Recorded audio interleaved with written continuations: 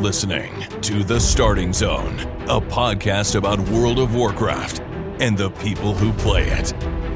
And now, here are your hosts.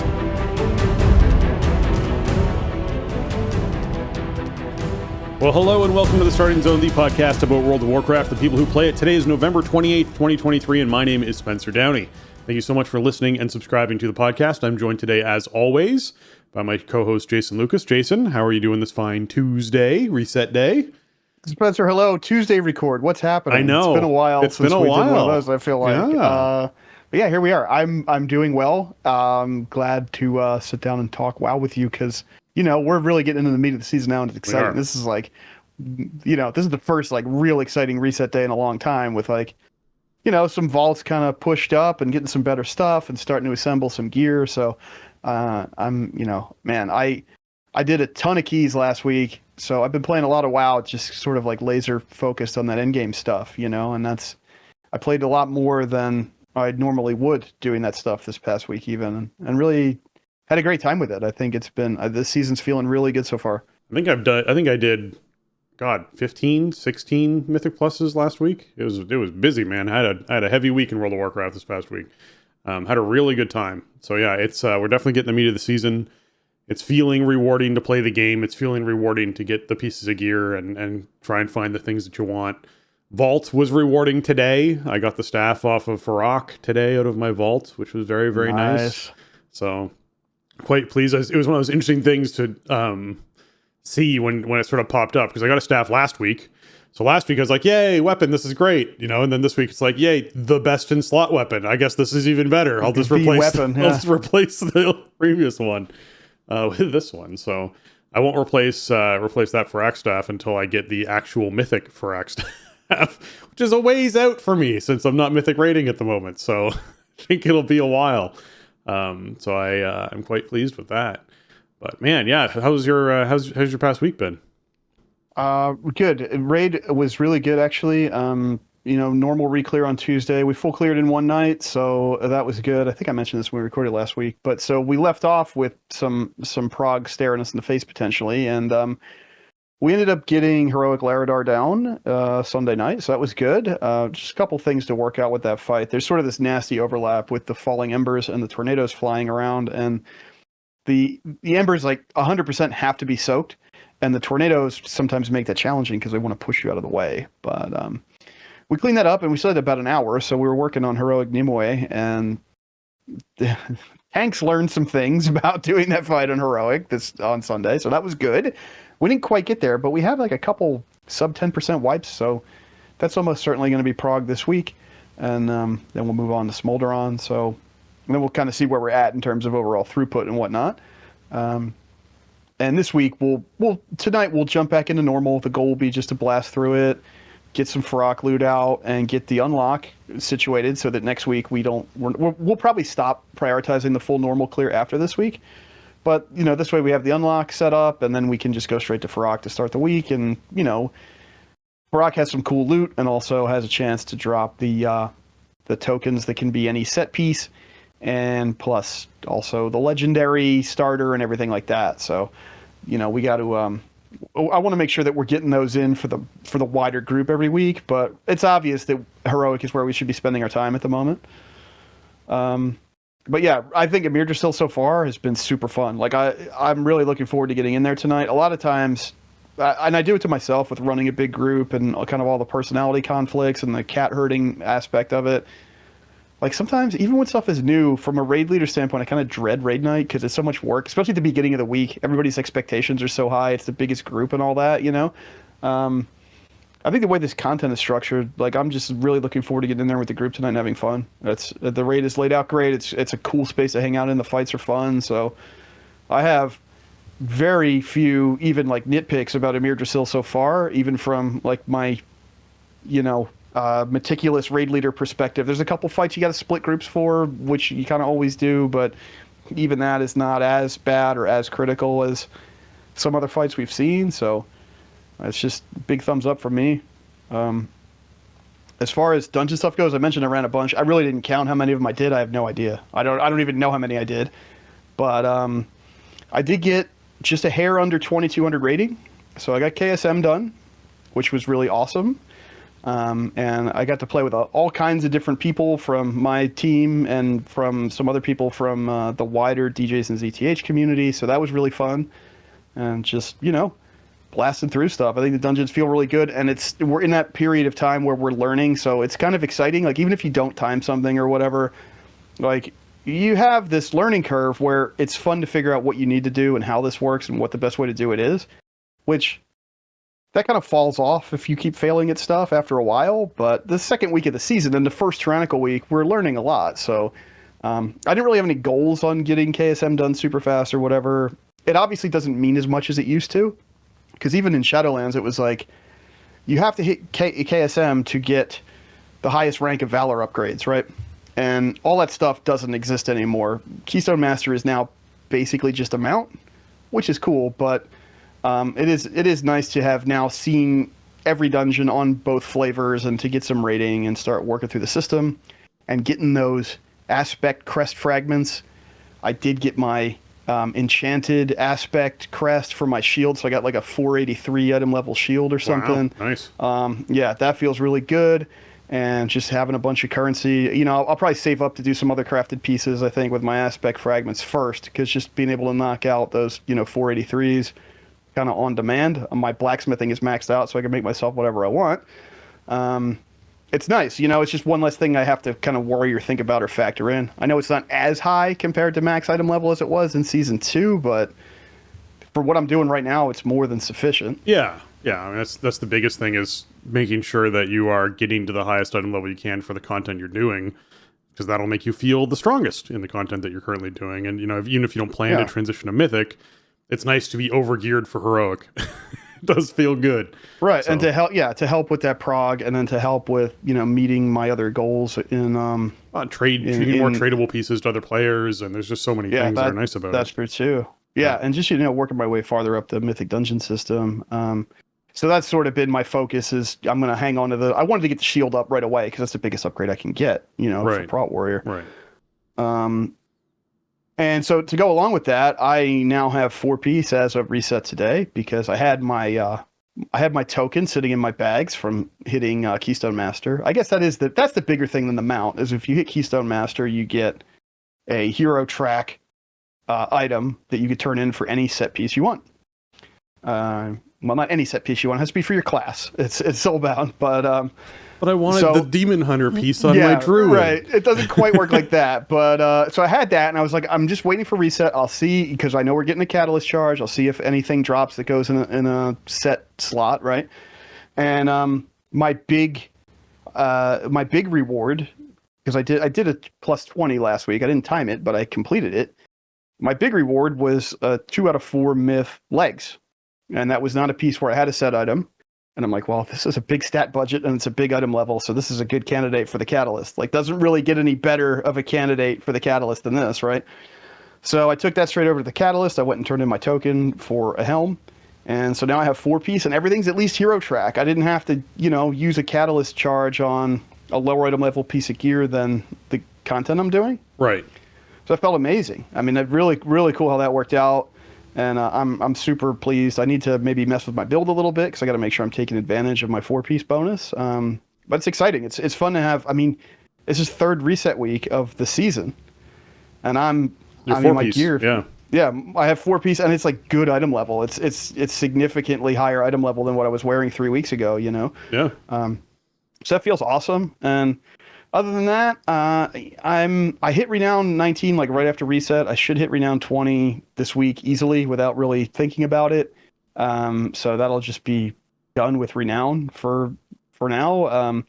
I meant to do like a bunch of world quests and stuff last week with the contract rolling and just, clearing out the map.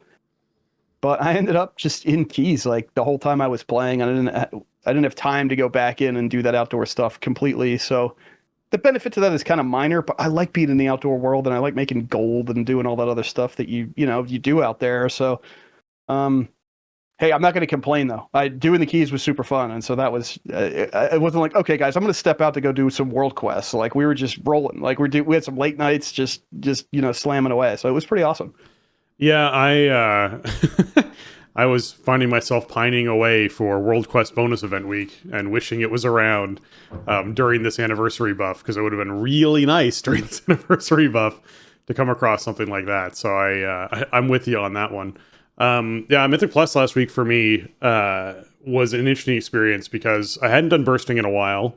As a healer, I hadn't healed bursting in a while, which made it really interesting. I pug all of my keys, right? Because I don't have a guild and a group that I'm currently rolling with. I'm just kind of doing my own thing.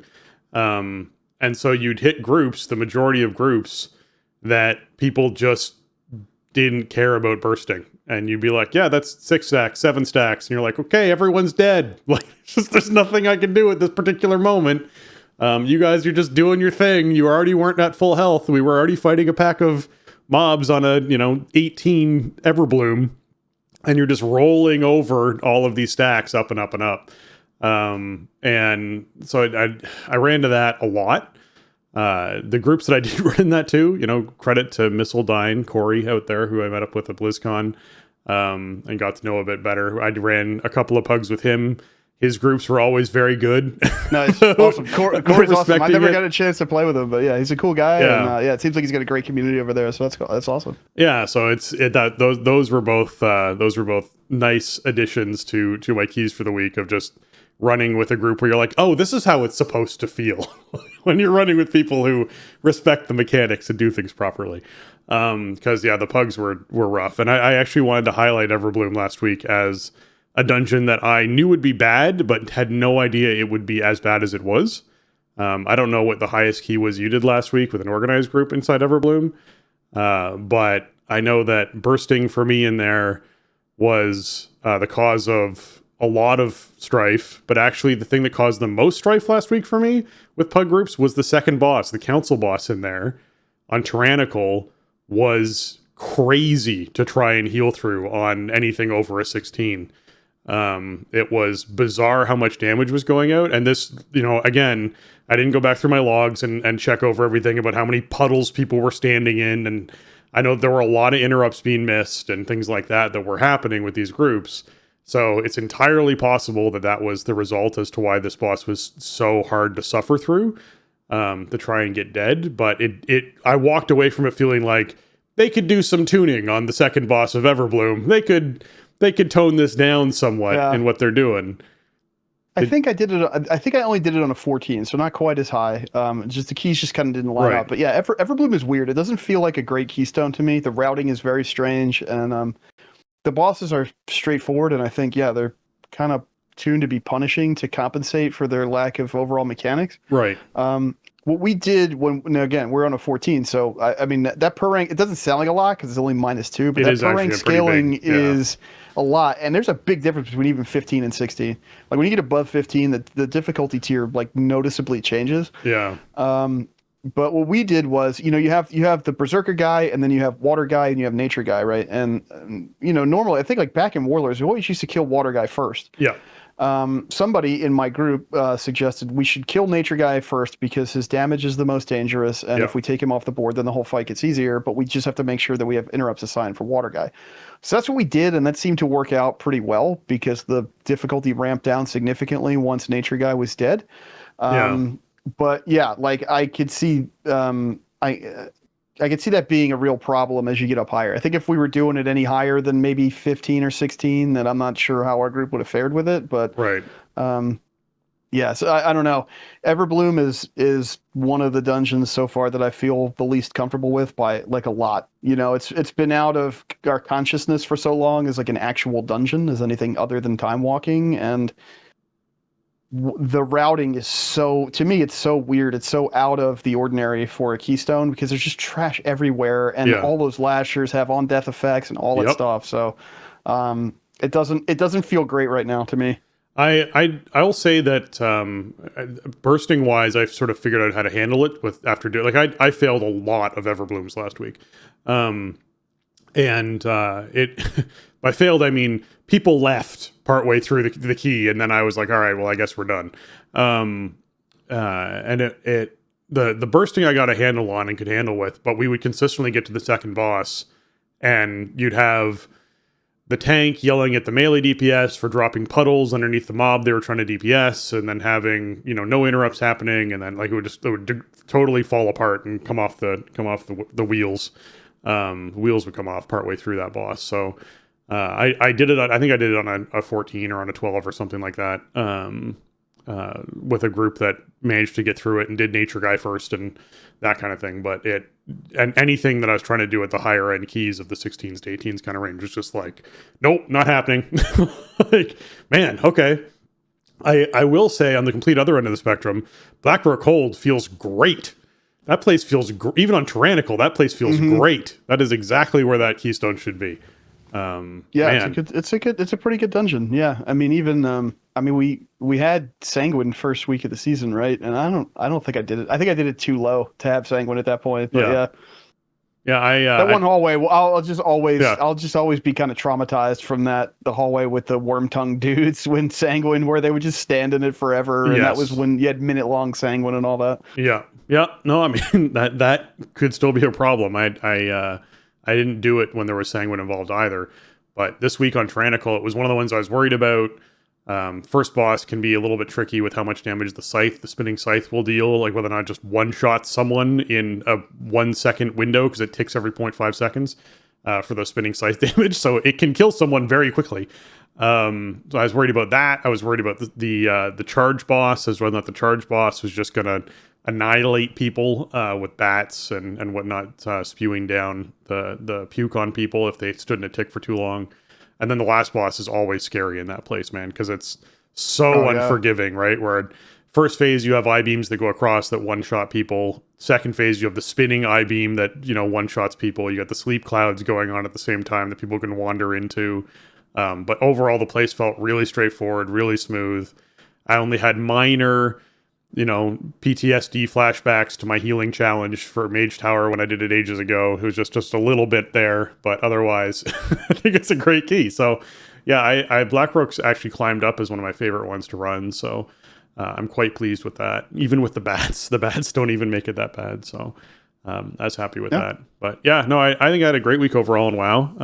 I did all the stuff outside of out in the open world that I could. Even did some herb gathering, just flying around gathering herbs for a while, which was a lot of fun. I still haven't maxed out my professions, right? Because I wasn't actively doing them all that much.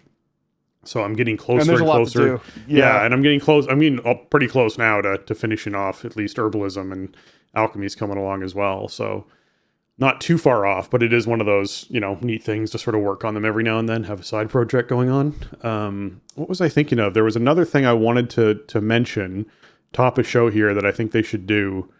It was it was a gear update. I was hoping they were going to update the gear that came from I don't remember what it was. All right, I'll come back to that, but I will say that I went down to Loam Niffen and I did some of the maps where they take you into and those give out the same kind of gear that you get from doing your those are 428s, I think, or 421s or 428s you get off of doing those maps. So as much as we were saying last week that going down to the Loam Niffen and doing their stuff isn't nearly as important, it is a great way to gear up a character early. If you have an earlier character, that's another way to get those 421s and 428s and all that kind of stuff early on. That's nice. I mean, it must top out at what, does it top out at 450 or like 441? I think is where those, or something. Yeah, I mean that's still pretty nice, and that's repeatable because you can buy the dig maps off the one vendor there, so you can do the sniff and seeking. It's grindy, but you know, if you want to get straight into that 440 plus range, if you want to short circuit LFR gearing, basically, that's another option. That's awesome. That's and getting the maps isn't super fun, but I always thought the sniff and seeking was fun. I think it's a cool activity they put in. I like it. I still think there's cool rewards from it. I still like the puzzle solving aspect of it. I think it is something that they are basing delves off of, to be honest. I think those kinds of activities is what we'll find inside delves. So, you know, be ready for that kind of stuff. I will say that Loam Niffen reputation in general should be something that's a lot more broad for you to get. I think having to go down there still to be able to get that reputation is unfortunate, and do those particular role quests. I wish there was a more broad way to get reputation from them. But yeah, it's weird. They didn't really put in a lot of like Loam Niffen catch up or anything with 10.2. That actually, I don't think they put in anything. And I mean, we're jumping ahead a little bit, but like the weekly war mode quest, the Sparks of Life quest, is in Zaralik Cavern this week, and it does not award Loam Niffen rep. Even though when it's in Emerald Dream, it awards 1K Dream Warden's rep. For some reason, the Loam Niffen is just a special thing that doesn't get these big rep bonuses and catch ups. I don't know why. Yeah, they didn't even roll it into like the aiding the Accord, right? Like that's just the 4 10.0 reps. Like you could easily throw us a Loam Niffen token in that at this point. It's technically outdated content. Yeah, exactly. All right. Anyways, let's hop into what's going on this week, just so that we can actually add in the rest of the stuff I have to say to what's going on this week.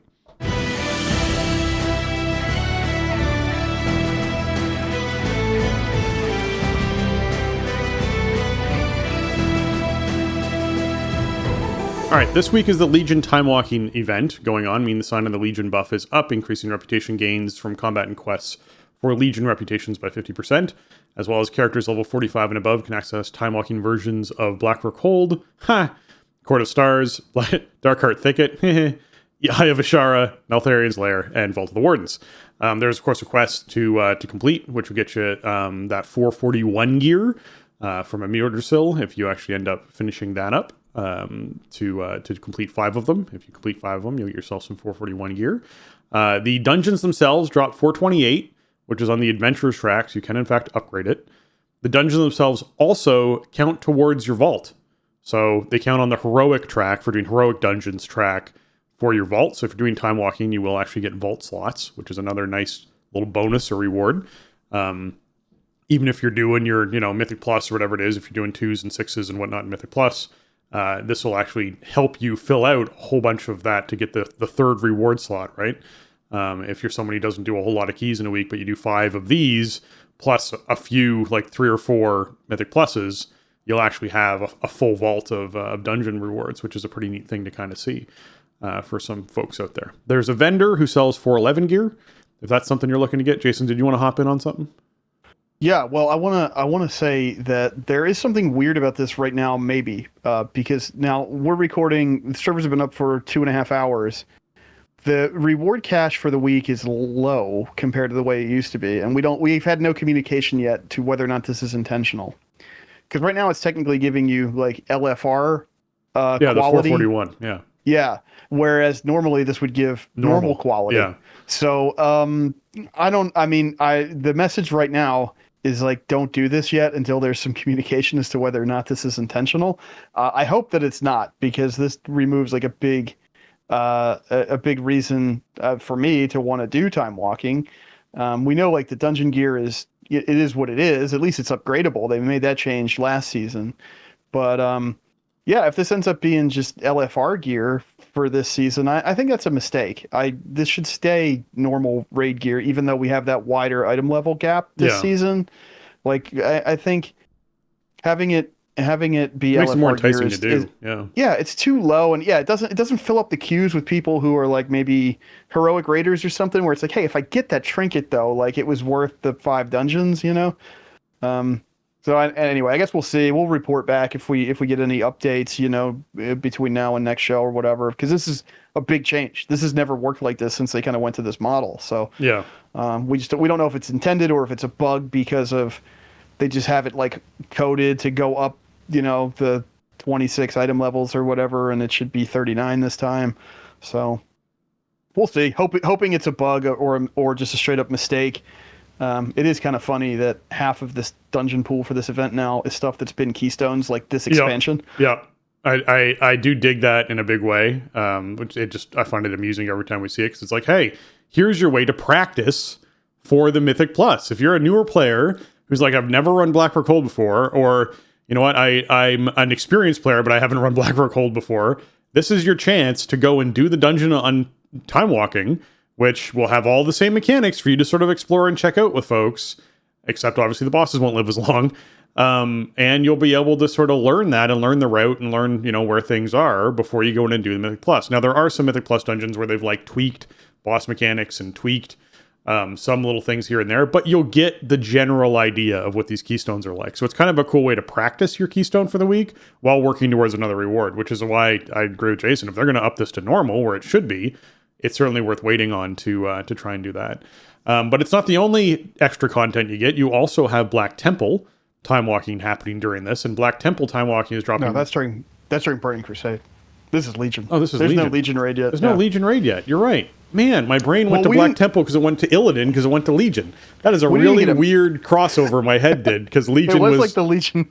Yeah. They were both the Illidan expansions. They were right? both the Illidan expansion. I don't know why my brain did that, but I see the leap. We still haven't gotten an MOP raid. We don't have BFA time walking yet. I don't know. Time walking is awesome. I just want to see more features in there, and more raids. Yeah, but yeah, no raid this cycle, which is it's kind of a bummer. But the good thing is that Emir Drasil is still super fresh, right? So your raid group is probably just going to want to do Emir Drasil. Yeah. It's great when that starts to kind of dip down a bit after a couple months in, and then you have because now they made the time walking raids awesome. They're a great option, so they'll be kicking in, a little bit later in the season, which is nice. Yeah. The just so you're aware where I was going with that, though, guys, they actually upped obviously the eye levels for time walking raids.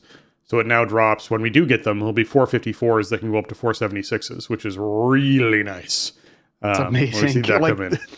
If the tuning stays about what it was in season 2, that's just free loot. That's nice loot for not a lot of effort. Yeah, so that'll be big for a lot of teams. Aiding the Accord is up. It's 3k rep that you have to earn towards just in any faction whatsoever, as well as you have to choose and complete an activity. The activities right now are the Emerald Bounty or the Siege on Dragonbane Keep. And be aware, if you are a newer character who hasn't been playing for a lot of this expansion, you literally cannot select Siege on Dragonbane Keep because you haven't gotten permission to participate in it yet. Which again, I think is a big flaw with this expansion, that they've locked and gated so many activities that you actually have to go and do a fair amount of work to unlock some of these activities still. I think they should be opening some of these doors a bit more widely for folks to be able to have access to things, especially like a weekly task. Anyways, I'm glad that there's two options. I think that's bugged though, because it wouldn't let me do it on my warrior either. And I think there was a bug with that. Again, we don't have any communication on this stuff. Same thing with the event reward. So we don't know for sure. You should probably choose Emerald Bounty though. Unless you're going to be doing it anyways, you might as well pick it. You want to do it anyway. It's really fast and easy to do. It's lucrative. Pick Emerald Bounty this week, pretty much exclusively. And but I think the Siege on Dragonbane Keep thing is bugged, but at the moment we have no other information. I don't know if there's something just weird you have to do to be able to select it, or if they need to push a fix for it or something, but here we are. There was supposed to be extended maintenance day originally. The original schedule was a 3-hour maintenance, and then they backed it down to 1 hour. And so maybe there's some weird stuff floating around this week. There could be. PvP quests for the week are Epic Battlegrounds and Rated Battlegrounds with, as you said, Sparks of Life happening down in Zeralek's Cavern for the War Mode. The Brawl for the week is Comp Stomp. It's finally back. We rotated back around to Comp Stomp for those folks who want to head into a Arathi Basin and fight against their advanced AI. And get yourself a whole bunch of honor grind with some of the fastest Arathi Basins you will ever see. I think my fastest record on this was 3.5 or 4 minutes for one Arathi Basin. Nice. They're great, man. It is a huge way to earn honor really fast. Obviously, there's also the Something Different quest, which gets you some Marks of Honor, Conquest and Honor as well. So this is the great honor grind week if you're someone who's not looking for the entertainment of fighting other players, but just wants to get honor quickly. This is a great week to just slam the brawls as much as you can to try and earn those, because it's a really good time.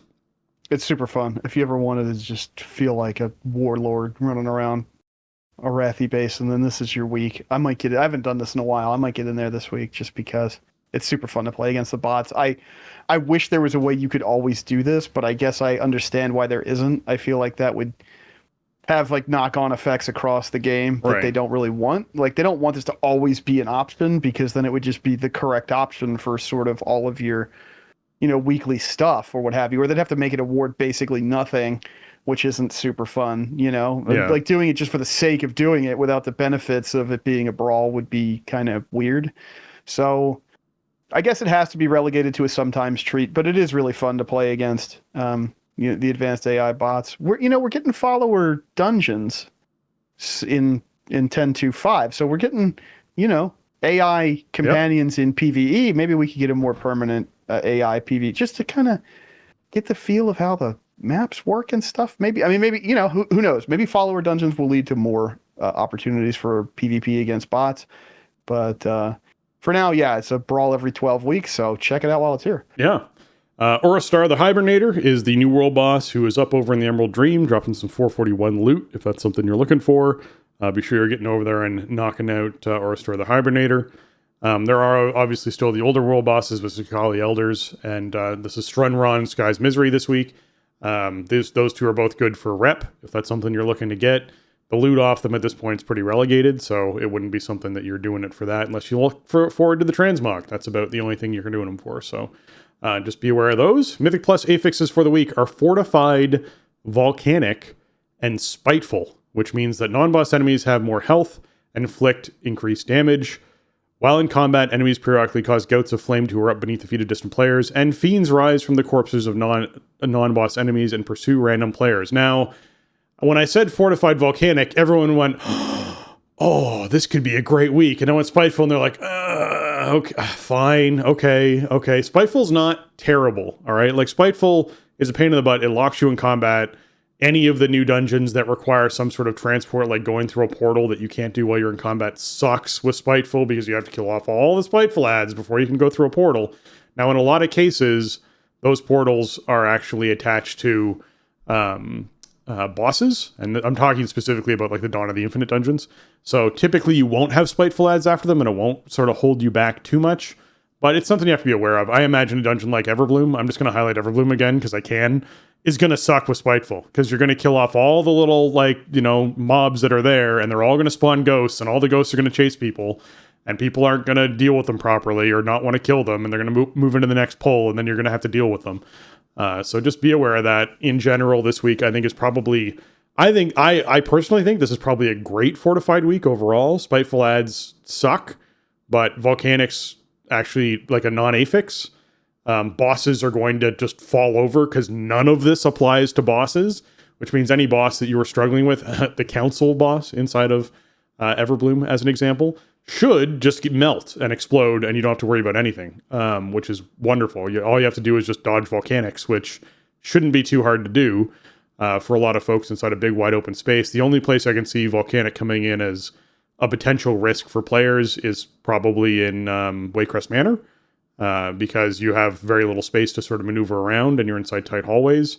So there might actually be some issues there with potentially getting knocked up in the air and having to suffer with Volcanic. Darkheart, potentially. I think it would really suck to have to deal with Volcanic while you're running up the stairs dodging boulders. That's not exactly something I'd want to have to deal with, because it means that you probably wouldn't get hit by it if you're at the head of the group, but someone following you would probably get hit by your Volcanic, which would suck. So just, bear in mind those couple of little niche scenarios where something could happen. But outside of that, man, I think it's a great Fortified week. Yeah, if you have to do something like that, just send your fastest party member up the stairs to shut off the boulders, right? Yeah. Just make your druid go up there. Overall, I look at this and I go, yeah, I'm interested in doing keys this week. This seems like a good combo. Volcanic, I'm trying to think of this boss pool, and there are a couple council fights like you kind of mentioned. Everbloom has one, and Waycrest Manor has one.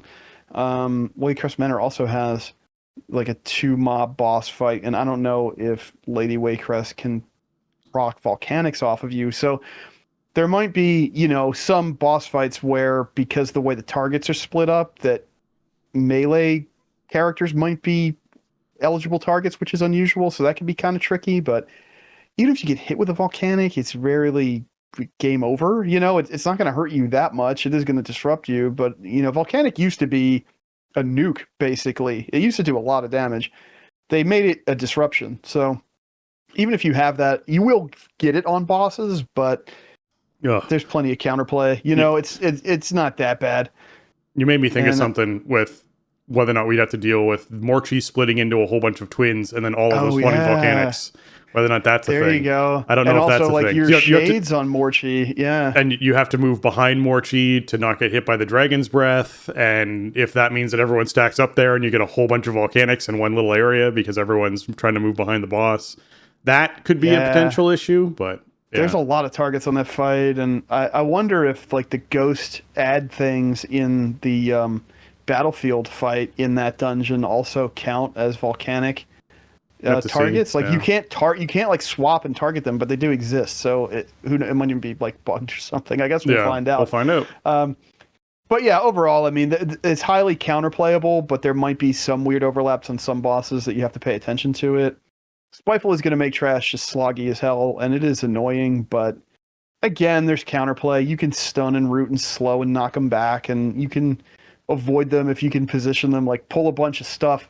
Waycrest Manor, for example, you go out in the courtyard, you kill tree boss, pull that hallway out into the courtyard, kill it all where you killed the boss, and then everybody just runs away from it, right? You don't have to waste any uptime on the Spiteful ads, because by the time they catch up to you, they're going to expire. So you can use the terrain to your advantage to deal with Spiteful. You can use any kind of disruptions to keep them off of you. You don't have to just like pump DPS into them.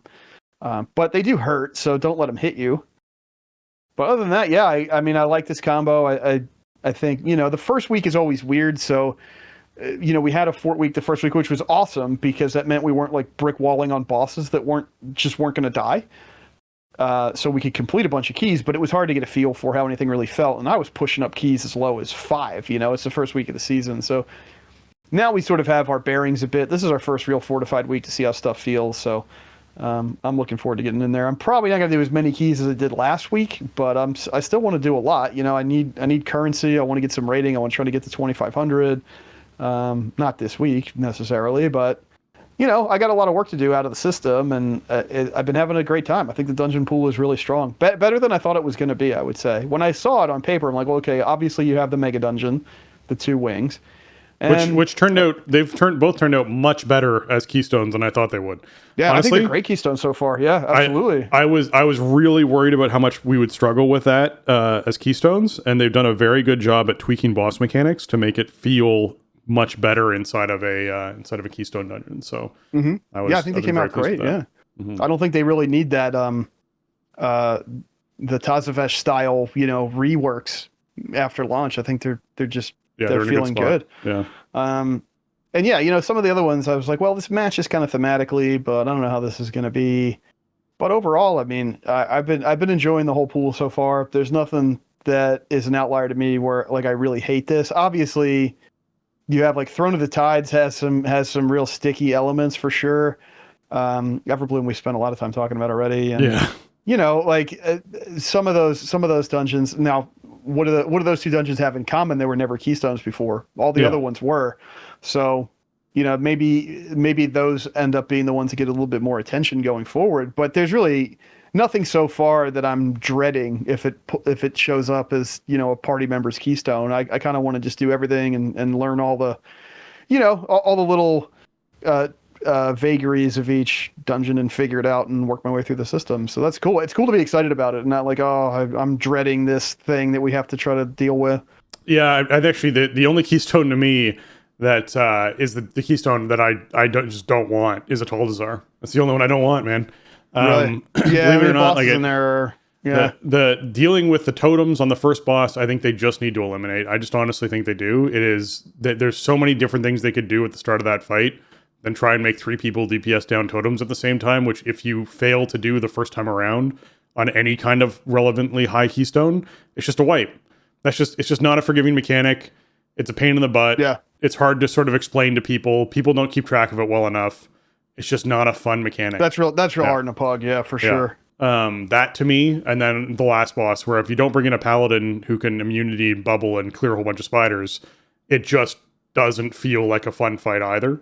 I think Taldazar to me is the weakest keystone actually that we have out there right now. I think Throne is actually in a pretty good spot. The only boss in Throne that I think trips a lot of people up is the second boss, where you have the little slimes that chase people down and they have to actually hit them with something to knock them away. Because the slimes will get to them and explode and kill the people. I think that folks are still sort of figuring that one out, because the room, you have to move the boss so much as a tank that often your healer plants too long and then is out of range of people and gets trapped inside of an area of the room because of where the slimes went into their dormant state. So they aren't able to keep up on healing. So it's an interesting thing to sort of watch happen. I did a lot of DPS and healing this week, and the thing I consistently see inside Thrones when I ran them last week was, as a DPS, was our healer getting out of range of everyone else in the group because they just stood still too long in that fight, as opposed to just trying to literally hug the boss and stay with the boss the whole time, is kind of the way that you do that fight. So I think Throne's actually in a decent spot. My biggest concern is Ataldazar for the season. I think that it's going to be the most unforgiving key, with the most like, oops, you screwed up, okay, start over, kind of situations that happen for folks. I think the buffs to the last boss were just unnecessary. The last boss was hard enough when we could interrupt it and all that. Like, that just didn't really need to happen. But, they've been good about keeping an eye on this stuff in terms of completion rates and whatever. And if something really ends up being an outlier, then I have confidence that they'll adjust it. Also, early season Tyrannical weeks, stuff is gonna be hard. The bosses are gonna be hard. So we sort of know that going in, but you always have an eye towards like, okay, well, if this keeps scaling up or whatever, like how does this, that's where my brain goes. Where does this end up? And so that's kind of the give and take. So we'll see. But so far I think it's off to a good start. Agreed. And we'll see where it goes.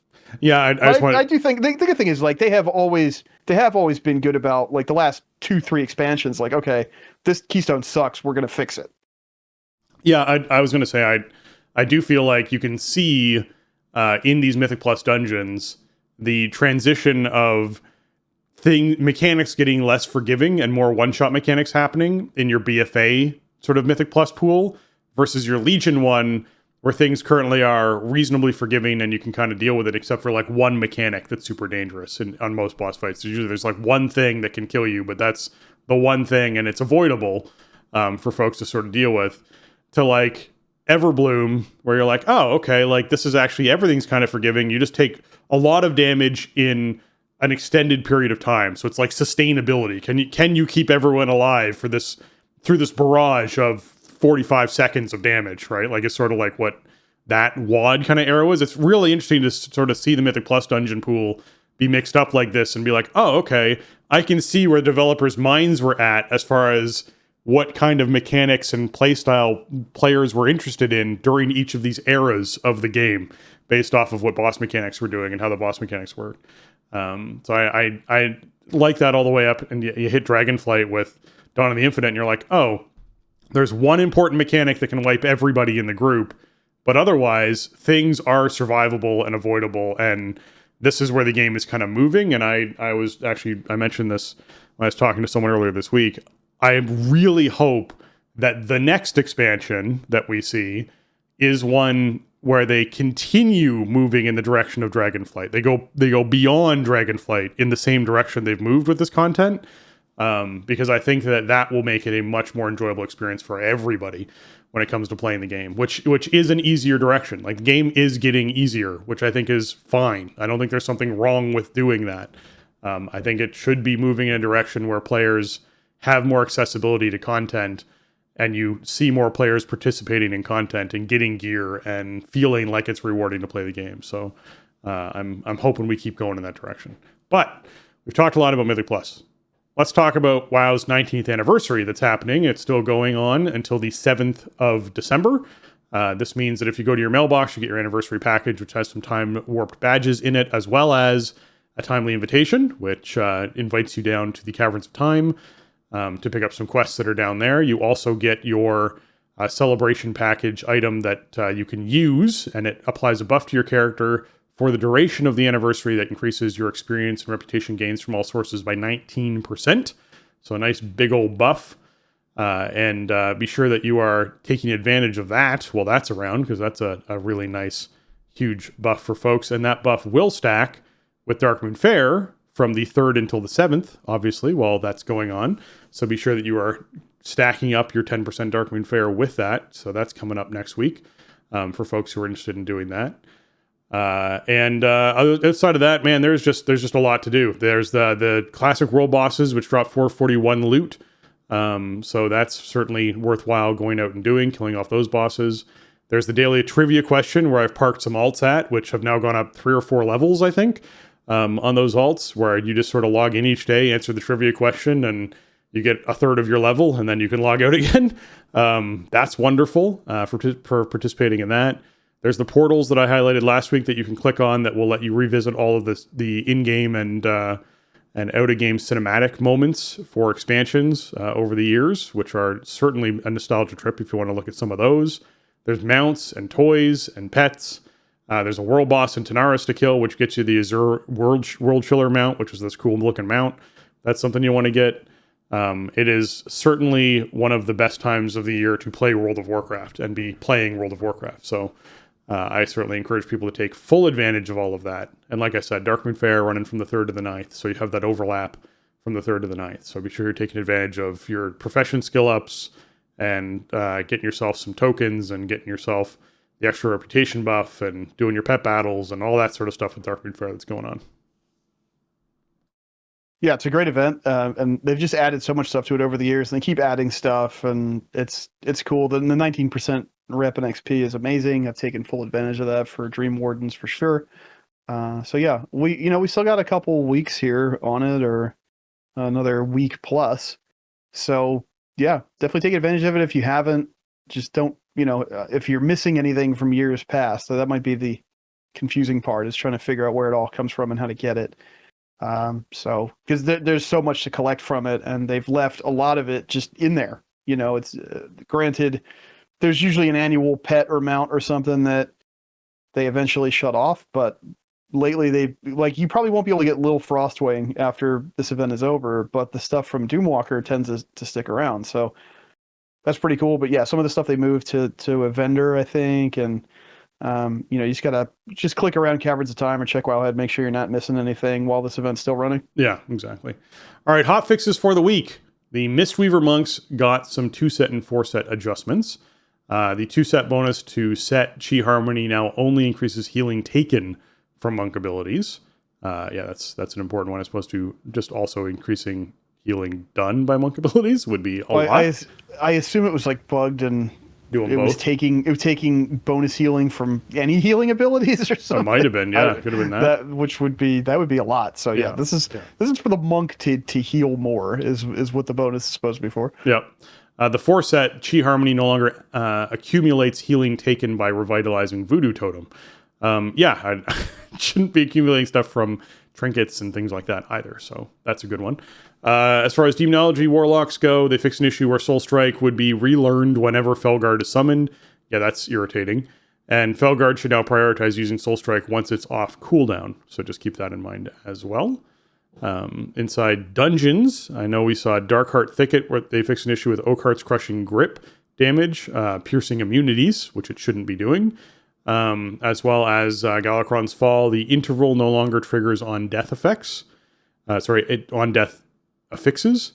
And in Everbloom, Melded Berserker's Bounding Whirl inflicts damage every 1.5 seconds as opposed to 1 second. So we're already seeing little changes here and there to Everbloom. I'd love to see much more dramatic changes to Everbloom to sort of help with some of this stuff. So that would be very nice. Or maybe just kind of call out some better path, change maybe some of the mob density to just make paths a bit more obvious or something too. I don't know. I think you could be a candidate for that. But one change I love here is the Galakron's Fall change. It's that intervals don't trigger on death affixes. These are the sand elemental thingies in this dungeon. They cast this and they split off these little mini sand elementals, and those things were triggering sanguines and they were triggering burstings the last 2 weeks. And that's no fun because you get a couple extra of these intervals per sand Ellie, and then now you got extra sanguine, you got extra bursting, whatever, on stuff that's very low health and inconsequential. So good to see they got that fixed, because that's kind of the rule we played by for many years now, is summons don't trigger on death mechanics. So good job. I'm glad that got fixed. I haven't done this since this got fixed, but I'm looking forward to not having to worry about that this week. Yeah, and they also put in a quest fix for players who did not receive intended weekly amount of Echoed Ephemera for the Power of Dreams. Receive these missing items mail. I was one of those people.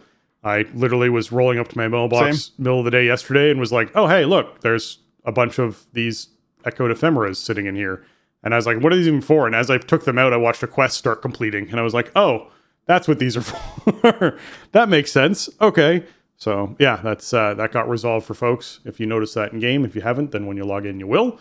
As far as PvE class tuning, we got a post here from Nimox, who's a game designer, who says, this afternoon we posted about class tuning that we're doing tomorrow. These changes were informed by class performance over the first 2 weeks of the season. When a new season begins, we collect a huge amount of data about class performance, item acquisition rates, PvP statistics, etc. During this time, we will fix any crucial, disruptive, or otherwise immediate problems that come up as quickly as we can. We also need to be careful about any class changes we plan and ensure we have adequate data to make informed decisions, and then additionally need time for testing the changes we're making to avoid further issues. Alongside the changes in the above link, we are planning to send an additional batch of tuning changes that will be released during restart on the week of December 5th. So that's next week, which will probably include some buffs and nerfs.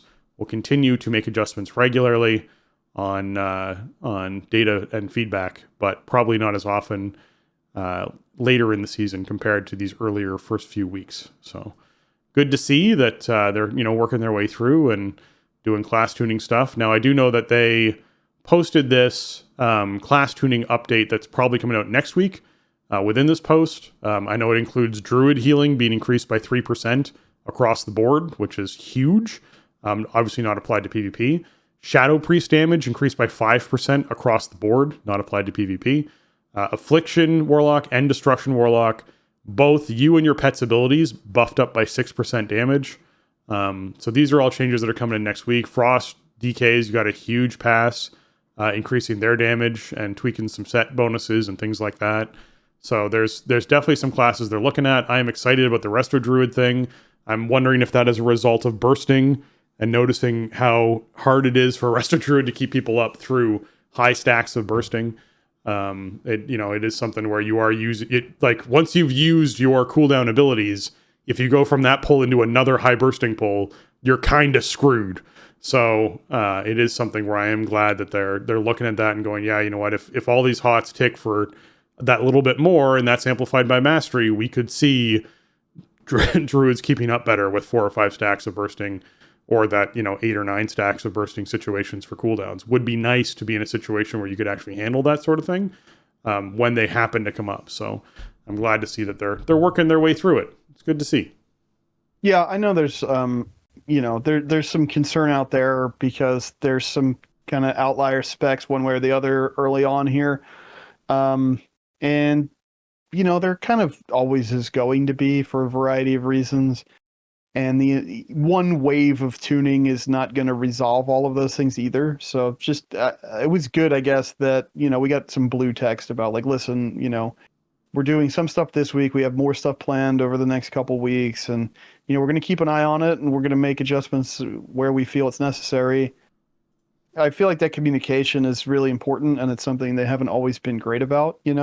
Like we know that the tuning that comes out week 3 of the season is not going to be the end of the PvE class tuning for the season, right? Like we know that because we have enough evidence to suggest that that's the case. Like they're going to tune this for a while yet, but it does feel bad if like a spec that you like playing is considered to be wrong.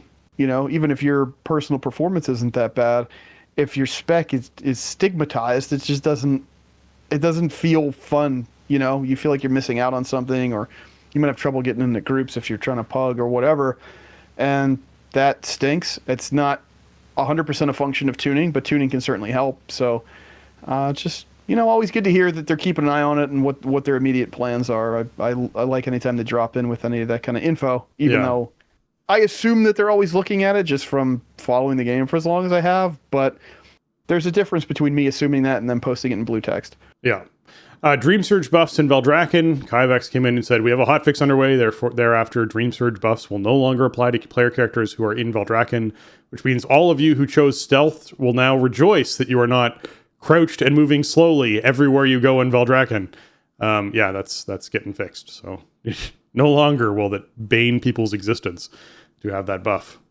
Yeah, that's a nice fix. What's funny about that is I'm pretty sure it worked this way in 10.2.7 or 10.1.7. I'm sorry, 10.2.7 is not out yet. Nope. I'm pretty sure it worked this way in 10.1.7. And anybody, please feel free to correct me. But that's just how the game was is so not a hot commodity in 10.1.7 that there weren't enough people to complain about it for them to fix it. But I'm pretty sure you would get the Dream Surge buffs like in Valdrakken for that entire patch, and it never got changed. But then, a couple days into, we have the stealth Dream Surge buff in Valdrakken, and it's making getting around the city super annoying, and it gets hotfixed. So I think people are plugged into 10.2 a bit more than they were in 10.1.7, but it's a good change. It was always weird having those buffs in Valdrakken. Like, you could collect some Dream Surge Coalescence in Valdrakken, but it's not like there's really anything else to do in terms of the Dream Surge there. You're supposed to be in other parts of the zone. So, it makes perfect sense. I'm glad they changed it. Yeah. Another post we got in here comes from Chimes, who's a WoW developer. It's about gear from rated PvP. So, as we've heard quite a bit of feedback around the PvE upgrade tracks for gear from rated PvP sources, both the Great Vault and the Conquest vendor. Many of you are concerned that having the Conquest vendor sell gear on the veteran track significantly reduces the potential PvE item level of most, but not all, of the rated PvP gear. To address these concerns, next week we will take all rated PvP gear on the veteran track and move it to the champion track. If the gear has been upgraded, it will keep its item level in this change. So Veteran 6 will become Champion 2, Veteran 7 will become Champion 3, and Veteran 8 items will become Champion 4. After the change is completed, current sources of Veteran rated PvP gear will become sources of Champion rated PvP gear. After these changes, this means that all Conquest gear will have a higher PvE item level potential than it did during Season 2. In Season 2, Conquest gear could be upgraded by elite players to the equivalent of Champion 7. Once this change is complete, this gear will be upgradable the same as any other champion gear on the Champion 8. This will continue to have no effect on PvP item levels. So in other words, hey PvPers, they're making your PvE easier. Next week you're getting yourself a big old item level bump in PvE on your PvP gear. So congratulations. I think that's a great change. That'll help a lot of folks over there feel more relevant in the outdoor world stuff they're participating in, which I think is a great change for them. So good to see. Yes, and I apologize about how much of a nightmare this change is to talk about in an audio format. Yeah. Because it's incomprehensible in a way, but really the thing to know here is that you're just kind of moving up that upgrade ladder a little bit, which is nice. And so that's, it's a bit more parity going from, PvP gear into PvE content, which it's a cool change. It doesn't change anything about acquisition or anything. So keep that in mind, I guess. Like, you're not going to see the gear you're acquiring change on acquisition or whatever, but it will be a little bit more. The goalposts are going a bit farther out, or however you want to think about it. It'll have a little bit more juice when you look at it from that PvE perspective. Yeah. All right, next post, Rare Elites in Zaralek Caverns and Forbidden Reach. This comes in from Martek, who's a WoW developer, and says, we've been closely reading your feedback about the recent changes to Rare Elite creatures in Zaralek Cavern and Forbidden Reach. A number of you have asked why we made this change, so we wanted to give some more explanation. We also share we can also share a little bit about what might happen next. We'll use Zaralek Caverns as the example for this explanation, but all points also apply to Forbidden Reach. As shown above, which I guess they have an image for, which I don't have inside my dock, but we'll check it out. The Zaralek Cavern map regularly displayed 12 to 15 rare elite enemies available to kill at any given time. This was not an occasional jackpot moment. It was the default state of the zone for most players who came along. Because of this, we regularly saw players who might want to take down those rare elites, but they and other players were scattered around the zone. Due to the sheer number of different spawn points, players simply couldn't come across a group of players who were looking to fight the same rare, which is exactly what you talked about last week, Jason, about why this was a problem and why it was nice that they were changing it to fight the same rare. Even in the group finder, yesterday's hotfix was a step that we're taking to focus attention on fewer rares at a time and encourage the glorious murder balls that we all know and love. Okay, That's the first time I've heard a dev use glorious murder balls instead of a post. So it just, it caught me off guard. We've absolutely heard your feedback that this feels like a quality of life reduction, particularly if you're hunting specific rares for rare cosmetic drops, we're considering a couple of additional changes to this. We've recently found an issue that was causing zones like Zaralek Caverns to be underpopulated. No kidding.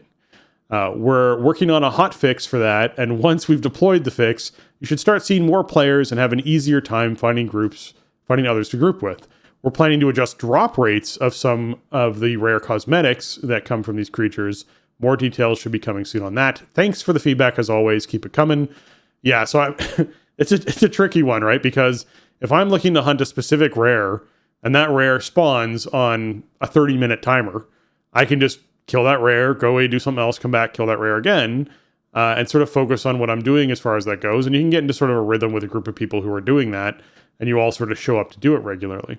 You could, like, that's a thing. But if they suddenly make it so it's a dynamic spawn based off the amount of rares who are currently alive, and you have to wait for those rares to despawn before yours can spawn again, that's a pain. It's a total pain. So I do appreciate the quality of life reduction that they spoke of that this could have been offering for some players. I think increasing the amount of instancing that's happening in there to put more players inside Zaralek Cavern is great, because it does feel like this big empty void. I think I saw one person there last week in the entire time that I spent down there. So I would appreciate a hotfix resolving that. I am always for upping the drop rates on cosmetics off rares. I think it is silly that these things are something that you might have to farm for months to get. I think cosmetics off rares, like off rare spawns out in the open world, should be something that if you put in 5 or 6 kills, you get. Like, period. There shouldn't be there should be bad luck protection in all these cases, in my opinion, for cosmetic stuff, because there's so many cosmetics in the game and there's so much to collect. Why make it insufferably hard to try and get each and every single one of these pieces? You do get that surprise and happy moment when you get it after 6 kills. I don't feel like it's a substantially more surprise and happy, rewarding moment after 30 kills. It just isn't. It's more of oh, thank God, I never have to do this again. It's just a relief. It's not, it loses that excitement in a way. And I mean, I think it's okay to have some stuff that is even like that, right? Like some really super rare drop chance items, but save those for, I don't know, raid bosses or something that people can go farm every week for 10 years if they want to, or something like that, maybe, and cosmetic items. Like, for rares and outdoor rares, like, what could you put on one of those that would be worth just trying to catch every spawn of it forever until you get this extremely low drop? Like, people don't want to spend their time doing that, so I think everything should have streak protection on it to wherever it makes sense, honestly. But because we talked about the change last week, but we had no context for it, and this was a lot of what I surmised was the reason why they were making the change. I would say Zaralek Caverns has felt underpopulated since the day it launched. I mean, it was better once I moved to Storm Rage, obviously, in terms of running into people. But like when 10.1 came out and I was out there on Bailgun, I mean, obviously the game wasn't doing super hot business in 10.1. It's a lot healthier now, or for now at least. But it was just, it was a ghost town out there, and I was soloing basically the entire it's a brand new patch, and there's nobody there. So I don't know, maybe there was a bigger like underlying tech problem with populating the zone, which is good to hear. There is still stuff worth doing there. There's reasons to go there. So that's a cool change. And I mean, part of this is like the game developers are trying to present a challenge to players, and they're trying to solve a lot of different problems at once. And like, you could just have all these rares up all the time, but it creates bad gameplay experiences. I've had them, I want to kill a rare and there's 15 rares up, and there's, 4 players in the zone, and each one of them is soloing a different rare, and it's taking forever, and nobody's having any fun. I think creating these kind of, I don't know what you want to call them, like hot zones around like a particular rare and keeping it more of like an event type spawn is better. I mean, I remember when Forbidden Reach came out, this applies to Forbidden Reach as well. The first couple weeks of Forbidden Reach were kind of awesome because it was these big zone-wide callouts when a rare spawned, and everybody would just go zoom on that rare, and it was fun. And I think that's the way it should be. That's certainly the gameplay they kind of want to have. As populations decline, it's harder to do that. And then you kind of reach this critical mass where there's just not enough people ever killing the rares. So then if you just leave them on their regular spawn timers, then the whole zone is populated with them. Then yeah, how do you funnel those few players towards them? I definitely understand the drawback from the player perspective, but by the same token, I think it's just bad game design to leave it the way that it was. So I don't know. We'll see. The olive branch of the buff drop rates is really good, but yeah, why have it be that rare at all? The streak protection is just it's a beautiful thing. So let's maybe think about that for some of these, especially like maybe not when a zone is brand new, right? Like maybe we don't need that in Emerald Dream because everybody's going to be in there for the next little while. But like Zaralek is not. It's not the place to be. Forbidden Reach is certainly not the place to be. So maybe then you can apply it there. You know, even something like that I think would be an okay solution for the collectors. But you know, I guess we'll see. They've reversed course on a lot of stuff that seemed like it was sacred over the years. So maybe we'll get some relief with that. I mean, like you said, there's so much stuff to collect in the game. It's sort of unthinkable to have it all. What kind of an impact is that really going to have on people's ability to, you know, have those sticks, right? If you give them too many carrots, you run out of sticks. Like, I don't think that's going to happen. Yeah, I don't think it's going to happen. You know. I don't think it's going to happen, man. I'm with you. That's where I'm at. I just don't think it's going to happen. While we're talking about Zaralek Caverns, I wanted to mention one other thing, which is I was down there doing World Quests, I think it was yesterday, actually. And there were several World Quests I just walked away from because it was so not fun to do. I feel like you could go through there and easily tweak a lot of these World Quests to make them faster to complete, to make it actually a more enjoyable experience. The one in particular where I was just like, oh, I get what this is. Yeah, it's just not worth it to me. Was the one where you have to throw smells back towards a cauldron, and it takes like 4 throws per smell to get it in the cauldron, and you have to throw like 30 of them to fill the cauldron. I was like, this is dumb. You were not doing that by yourself. Yeah, forget that. This is a terrible World Quest. Let's just get rid of this. It's cool when you do the Bucket Brigade thing and there's like 8 people there. Right. But yeah, when you're by yourself, it's just not happening. Like, let's go through and tweak all of these World Quests that are supposed to be multiple person World Quests to actually be single player completion now that this is relegated old content. Like, now this is old content. Tweak all this stuff, guys. Like, that's part of the issue here that you're trying to address by like, oh, we'll up the populations and see how this. It's not going to solve these sorts of issues. Like, just go through and tweak this stuff so that it's, actually enjoyable for folks to go down and do and have fun with. So, I remembered the thing. I mentioned earlier that there was an item level increase that I was looking to mention. Renown tracks. For God's sakes, upgrade the renown tracks to give out the rewards that it actually says they're going to give. If a renown track says it's going to give you a heroic piece of gear, don't give someone a 395 piece of gear. That is incredibly disappointing for a player inside this expansion. I recognize these systems came into play at the very beginning of the expansion and that was a relevant thing then.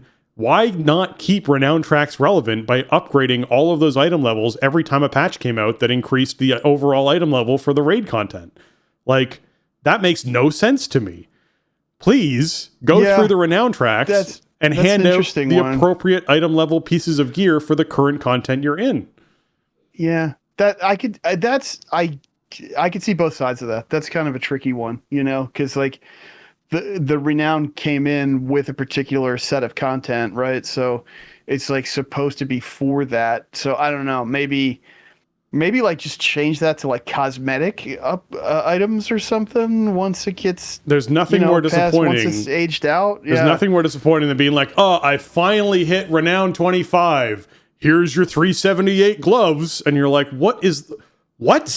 Like, why? Yeah, that was good a year ago, or maybe not even. But like, it wasn't even good a year ago. But yeah, that is a weird spot with that stuff, and maybe just like update the UI to more clearly explain what you're getting or something. No, it's not even about the UI, because the UI, if you mouse over, will show you the piece of gear you're going to get. It'll show you this low item level thing. It's just no longer a carrot. It's just like, hey, it's something I can vendor. I'd rather you gave me 500 gold than gave me the 78 gold for these gloves, right? Like, honestly, it's that kind of situation. So I don't know why in a game where we're constantly trying to invite people to come back in and jump into the game and participate with systems like Renown, which are expansion long systems, that sometimes they add to, but often they don't. I mean, they did during, Shadowlands. We saw something similar where they added to a track that wasn't renowned, but they added to a track. I don't know why you wouldn't keep all those rewards relevant. It really doesn't punish anyone, because the people who were doing the content when it was current got current content rewards, and they finished their renown track.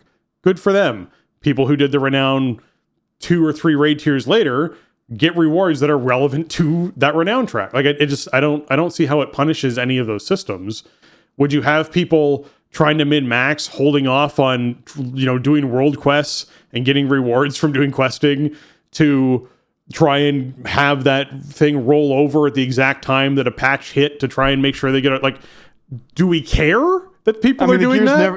It's like never good enough to even bother doing that. Exactly. Anyway, yeah, I don't know. Like, maybe you just make it so all of the renown gear rewards are at parity when season rolls or something, or I don't know. I mean, it is sort of the weird thing about the way renown has been this expansion, right? And this is the first time we've had expansion renown reps like come in a patch.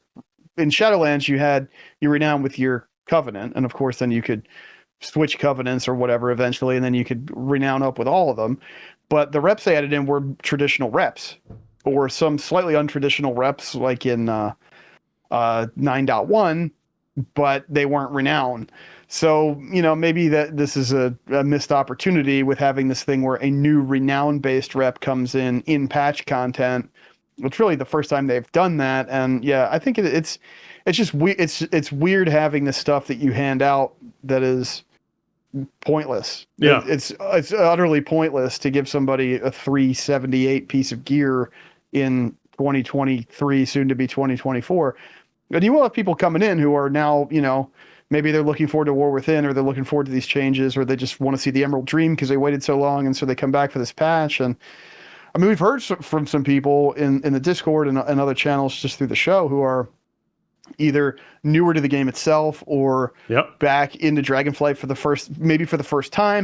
first time since launch. And it's hard to navigate this stuff, and they don't know what to prioritize. And it's actually hard to guide them because it's hard to explain what they should even be doing because there's so many things. And then, one of the main things the game puts in front of your face is renown, and then it's handing you out, pieces of gear that are outdated by 65 plus item levels. It's just it's a missed opportunity at absolute least, right? Like, if you wanted to be like that, and it's like, well, this is 10.0 content, these are 10.0 reps that give out 10.0 gear, fine, but then communicate that like this is outdated, and communicate that players should be focusing their time in Emerald Dream and with Dream Wardens and through all those systems as the place where they want to go, then that they can explore these other things as more of a at their own pace because they're less relevant to their overall character power. I don't know. To me, it was just one of those cases where I realized it this week. I don't know which rep it was, but there was a rep that I was getting close to a piece of gear with, and I looked at the dream rewards that I was getting, being like, oh hey, I'm going to get a 454 helm for just buying off a vendor because I hit renown 18 or 15 or 14, whatever it was, where I got the helm that I could buy. And then I look over at, the Dragonflight or Dragon Expedition or whatever, right? And you're like, oh, I get a 376 or a 378 piece of gear for hitting like renown 23. And I'm like, man, like, how unexciting is this system at the moment for people to actually participate in? Like, it's just a very strange thing to be like, it would be so easy to bump those up every time there was a patch with new raid content that came out that increased the overall item level that people were doing, to just bump all these pieces up in item level. And they're all like gloves and pants and helms, and they're not like trinkets that are going to become broken because they got scaled up too high. Like, that's not even a case in those situations. You're not getting a ring that's going to be really stupid broken ring because it has this on use effect or something like that on it. They're generic pieces of gear. Just increase the item levels on them as patch content comes out, and you would give everyone who comes back to the expansion, no matter when they came back to the expansion, a carrot to go after for doing these renowns regularly. Because right now you're not. And so it seemed like a very strange situation to look at and be like, oh, this is, as you said, this is a missed opportunity for them to actually make this system really attractive throughout the entire expansion. So I hope that happens next time they're sort of revisiting Renown, because it really puts a damper on those reps to be like, here you go, here's 58 gold, congratulations. You're like, great, I just pick it up and put it into a trash can next to me. Wonderful. Like, it's such a strange thing. 58 gold is kind of nice, considering some of the Dream Wardens reps are just like, you hit the Renown threshold and you're like, here's 75 flight stones. At least the gold hangs around, you know? Yeah. I mean, like, granted, if you're upgrading a lot of stuff, like, flight stones are valuable, but you get them from literally everything that you do. So, yeah, I mean, not every Renown rank is going to be a real banger, right? Like, you're going to have some ranks that just not a lot of stuff happen at, but I don't know. Yeah, I didn't really consider what you were saying because I didn't think about it, you know? I just kind of finished those reps, like, early 23 and just sort of moved on. But yeah, like, you have the system, and it's a cool system. I think Renown overall, I would say, is a big win for the game. I think it's better than the way they've kind of presented that stuff in the past. But, you know, it's certainly a learning opportunity here from the way adding a new Renown in a patch works compared to the Renowns that you launch with. Yeah, for sure. Yeah. All right, Realm expectations for Season of Discovery. We're starting to get a little bit more information since this thing kicks off on Thursday. So for folks to sort of get used to this. This comes in from Foibles, who's a WoW developer. Says, hey everyone, I'm Foibles, also known as Tom, which is a great... There's a great parody between Foibles and Tom. I'm a senior producer on the World of Warcraft server and live ops team, and I would like to share what we are preparing for Realms with the launch of Season of Discovery. You may have noticed with the launch of Classic Hardcore that there weren't a lot of Realms. Was Classic's Hardcore's launch a small experience? Heck no. Hardcore continues to be experienced by a large number of players, and we have been thrilled to see so many players, new and old, join in and experience World of Warcraft Classic in a new, exciting way. At the outset of any launch, our goal has always been to create a healthy, enduring Realms, and behind the scenes, we deploy a tech patch, which is 1.14.4, that allowed us to significantly increase the realm capacity of a single Classic era realm. With this higher realm capacity and fewer realms, we avoided the need for disruptive character migration options as realm populations ebbed and flowed. Cool. Learn a little, peek under the hood as far as technology goes. For Season of Discovery, we're going to repeat this process. We will launch with a handful of realms that can support a lot of players, so you can feel confident in your realm choice. Please note, we will actively manage the realm sizes at launch, so you might see sporadic queues as the population spreads out and we ensure realm sizes remain roughly equal. If Season of Discovery proves hugely popular, as we think it might, we will, of course, be ready with additional realms if needed. Please look forward to announcements of launch realm names soon.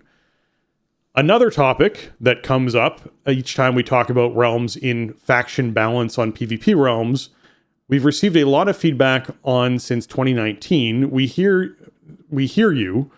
I want to start this part over again. Another topic that comes up each time we talk about realms is faction imbalance on PvP realms. We've received a lot of feedback on this since 2019. We hear you, and with Season of Discovery, we're going to try something new. This season's PvP realms have been designed to maintain faction balance as they grow. Yes, this is actually happening. However, there is a potential cost to this faction balance that we want to make sure you're aware of. If one faction is significantly more dominant on a PvP realm, there is a very real likelihood that faction selection may be temporarily limited on that realm. That said, our overarching goal for Season of Discovery is for it to be a fun and smooth experience. We are prepared to change course if necessary. Your requests for faction balance have been heard loud and clear. This is a new direction for us and one that we're excited to try. All right, let's take a moment here and just absorb the fact that they are forcing faction balance on servers on this Season of Discovery. They're actually going to turn off the ability to pick a faction on a server if the server is so out of balance one way versus another. I honestly kind of like it. I think it's kind of cool. It's kind of neat. You know what I like about it? I like the following about it. For years, players have said that they want this, but I don't think this is actually going to be a lot of fun. I think there'll be a lot of people who won't be able to join their friend's guild. I think that's my big concern, right? That could be a possibility for sure. But I think that like at this platonic ideal of the 50-50 balanced, faction balanced PvP realm, I don't think that's the experience players really want. So I'll be curious to see how this works out and if the tech works okay and if limiting the faction creation works and they end up with like relatively balanced populations, and then if people actually enjoy the world PvP, I think having realms that kind of heavily favor one faction or the other is just always the way that it worked back when, back in vanilla and everything. And it's not like you wouldn't see big groups of players switch servers to a realm where their faction was underrepresented so that then they could bolster the ranks for world PvP and stuff. So it's going to be a whole different thing. So we'll see how people feel about it. I'm really curious to see if they can achieve some of this kind of balance and how players react to it. So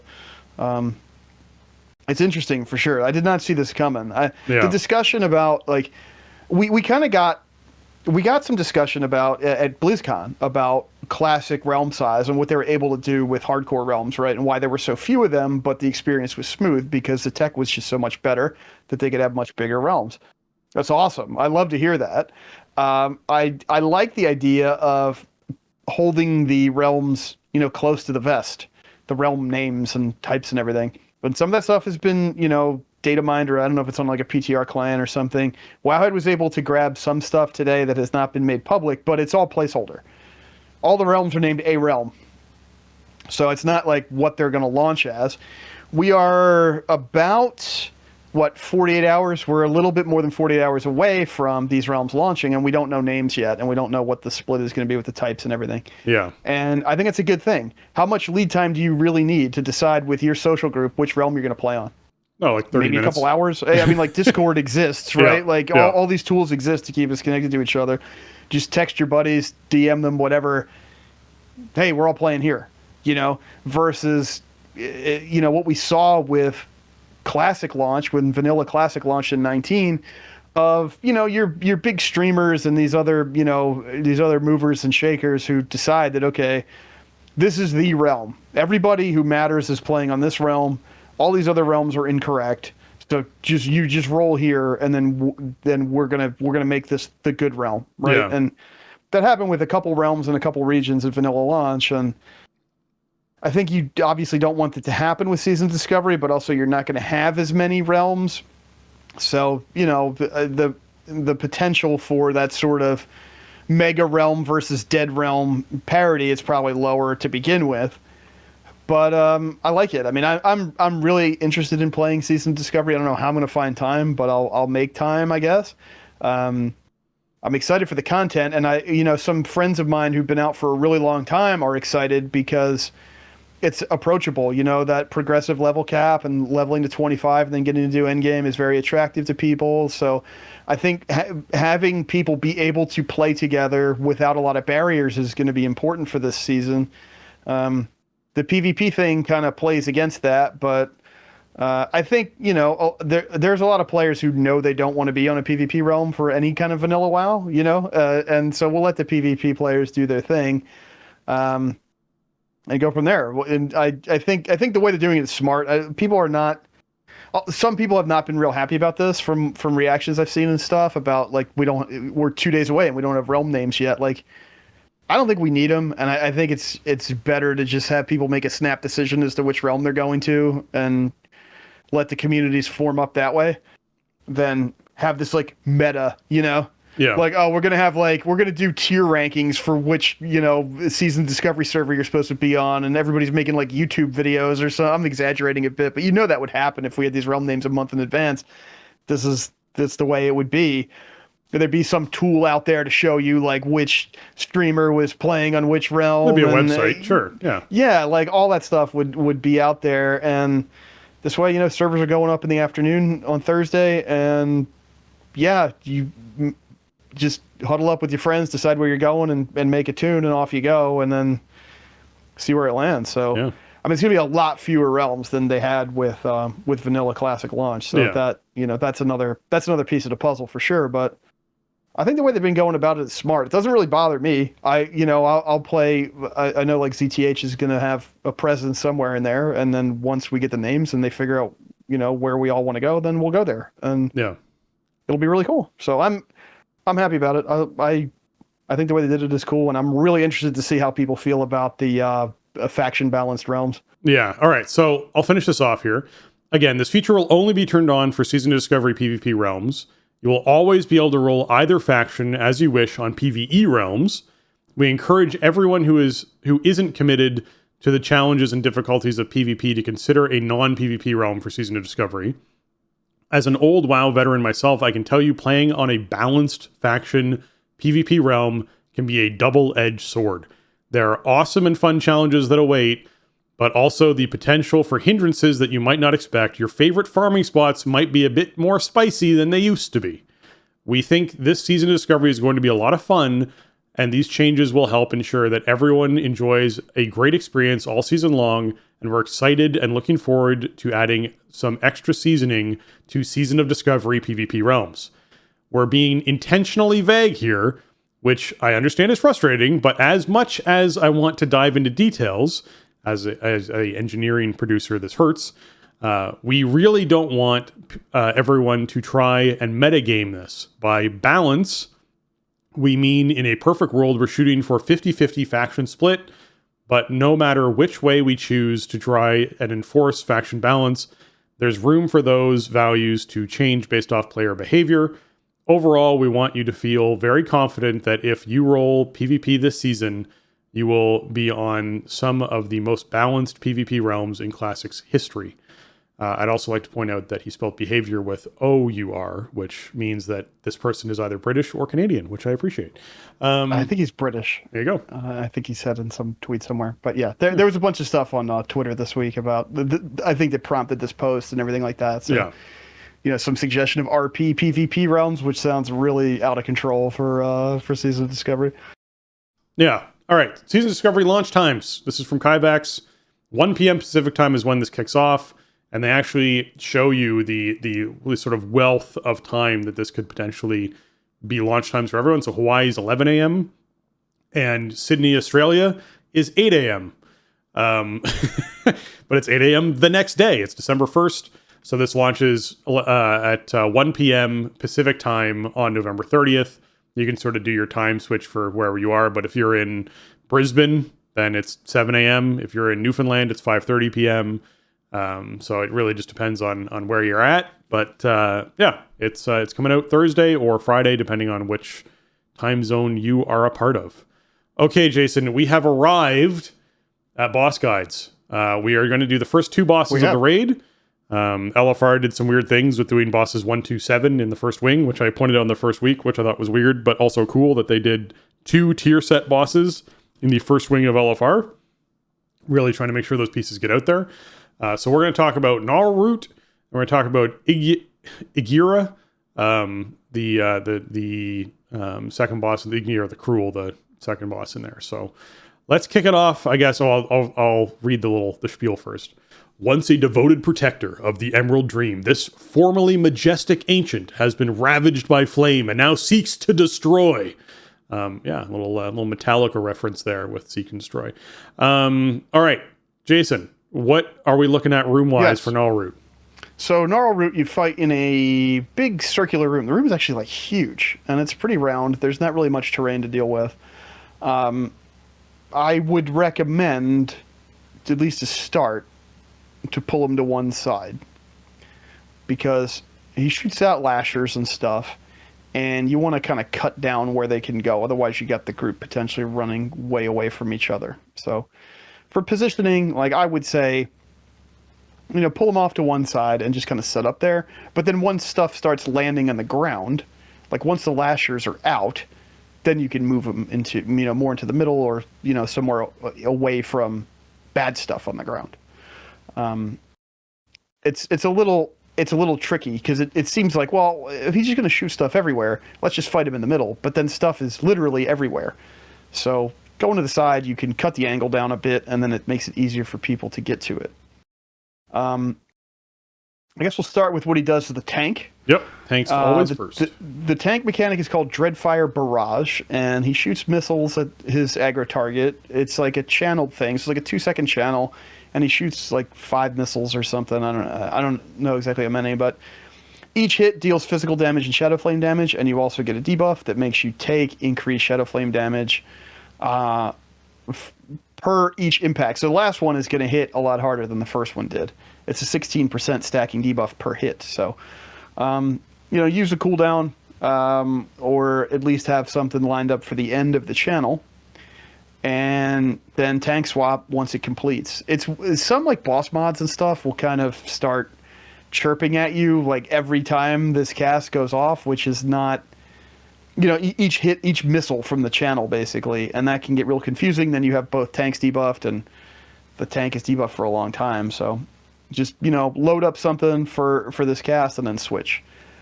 So that's the tank mechanic. The other stuff that Gnarlroot's going to do in main phase, it's sort of like this is like a A/B type of fight. So you sort of have these rotating mechanics that happen. So Flaming Pestilence is one of the things that he does in main phase, and this is where the Lashers come into play. So Gnarlroot makes Patches of Earth explode with Shadow Flame that inflicts damage to players, so try not to stand in them. Basically, there are fiery red lines that come out from the boss that are lines of swirlies you don't want to stand in. And when the swirlies erupt, they leave behind lashers in their place. Yes. Yeah, it's pretty obvious you don't want to stand in this stuff, right? And it'll form up some lashers like in a bunch of spots around the room, so this is why it's good to bring them to the wall. Now on normal, the lashers will kind of just become active in different waves automatically. You do want to round them up and kill them. On heroic and up, the lashers will actually be dormant in the ground. And so you need to make them become active by hitting them with fire damage, which you can do from a debuff that the boss puts out. If you ignore them, the boss will spawn all of them at once when he goes into B phase, and you don't want that. You want to chip away at them. Now the lashers themselves, when they wake up, they do Shadow Flame damage to the raid. They have an ability called Shadow Spines. It's like a thorn attack at their aggro target. It does Shadow Flame damage. It also is 10% damage increase taken to their target and a bleed, and it stacks. So this might point out why you want to have like a few of these up every cast instead of waiting to the end and then having all of them up at once, because this will just wreck your tanks. Yeah, so in order to activate these, on heroic mode, you could use Control Burn, but we'll talk about what that is just as a normal ability first. So regularly, Gnarlroot marks a few players with a circle that deals damage to nearby players, and after 6 seconds, players drop a fire pool, which remains until intermission. So you want to drop them away from the raid typically. However, on heroic, the lashers are of course slumbering. So you want to drop these pools on top of the dormant lashers, which then activates them and pops them up out of the ground. And as Jason said, you can control how many of these you're waking up based off of where you're dropping these circles, so that you can actually control how many of them you're fighting at a time to not get overwhelmed or create even further issues that exist there. Yeah, it's on normal. You don't have to worry about it as much because they'll just kind of be there. So when they're up, kill them. On heroic, you want to make sure that you're getting your debuffs down on top of them to activate them, and you want to make sure you get a good handful of them with every cast. Controlled Burn is the other thing the boss does in this phase, and this is the thing that on heroic and up will wake up those dormant lashers. Controlled Burn is a Shadow Flame plague. I just described what Controlled Burn does, so you're good with that. Yeah. So, yeah, just keep in mind, like, if you're doing this on normal, just get it away. Yeah. Like, you don't have to worry about positioning on it. It's not going to do anything. Your job is to just not kill anybody with it. But if you're doing it on heroic, then your job is to get whatever you can get. 5, 6 lashers, whatever you can get, especially in the beginning, right? Just get them burned, and then everybody should switch and kill them because you don't want them killing your tank. Yeah. But I mean, on normal, this is a very simple boss. On heroic, there's a little bit more technique to it. Yeah. The other things you have to worry about in A phase, the Shadow Flame Cleave it's a big frontal cone. It's pretty obvious, so you need to just avoid this. Just don't be in it. Try to be kind of near the boss so you can cut that angle down and get out of it quicker, but it can be hard if you're running away with a controlled burn or whatever. But keep that in mind.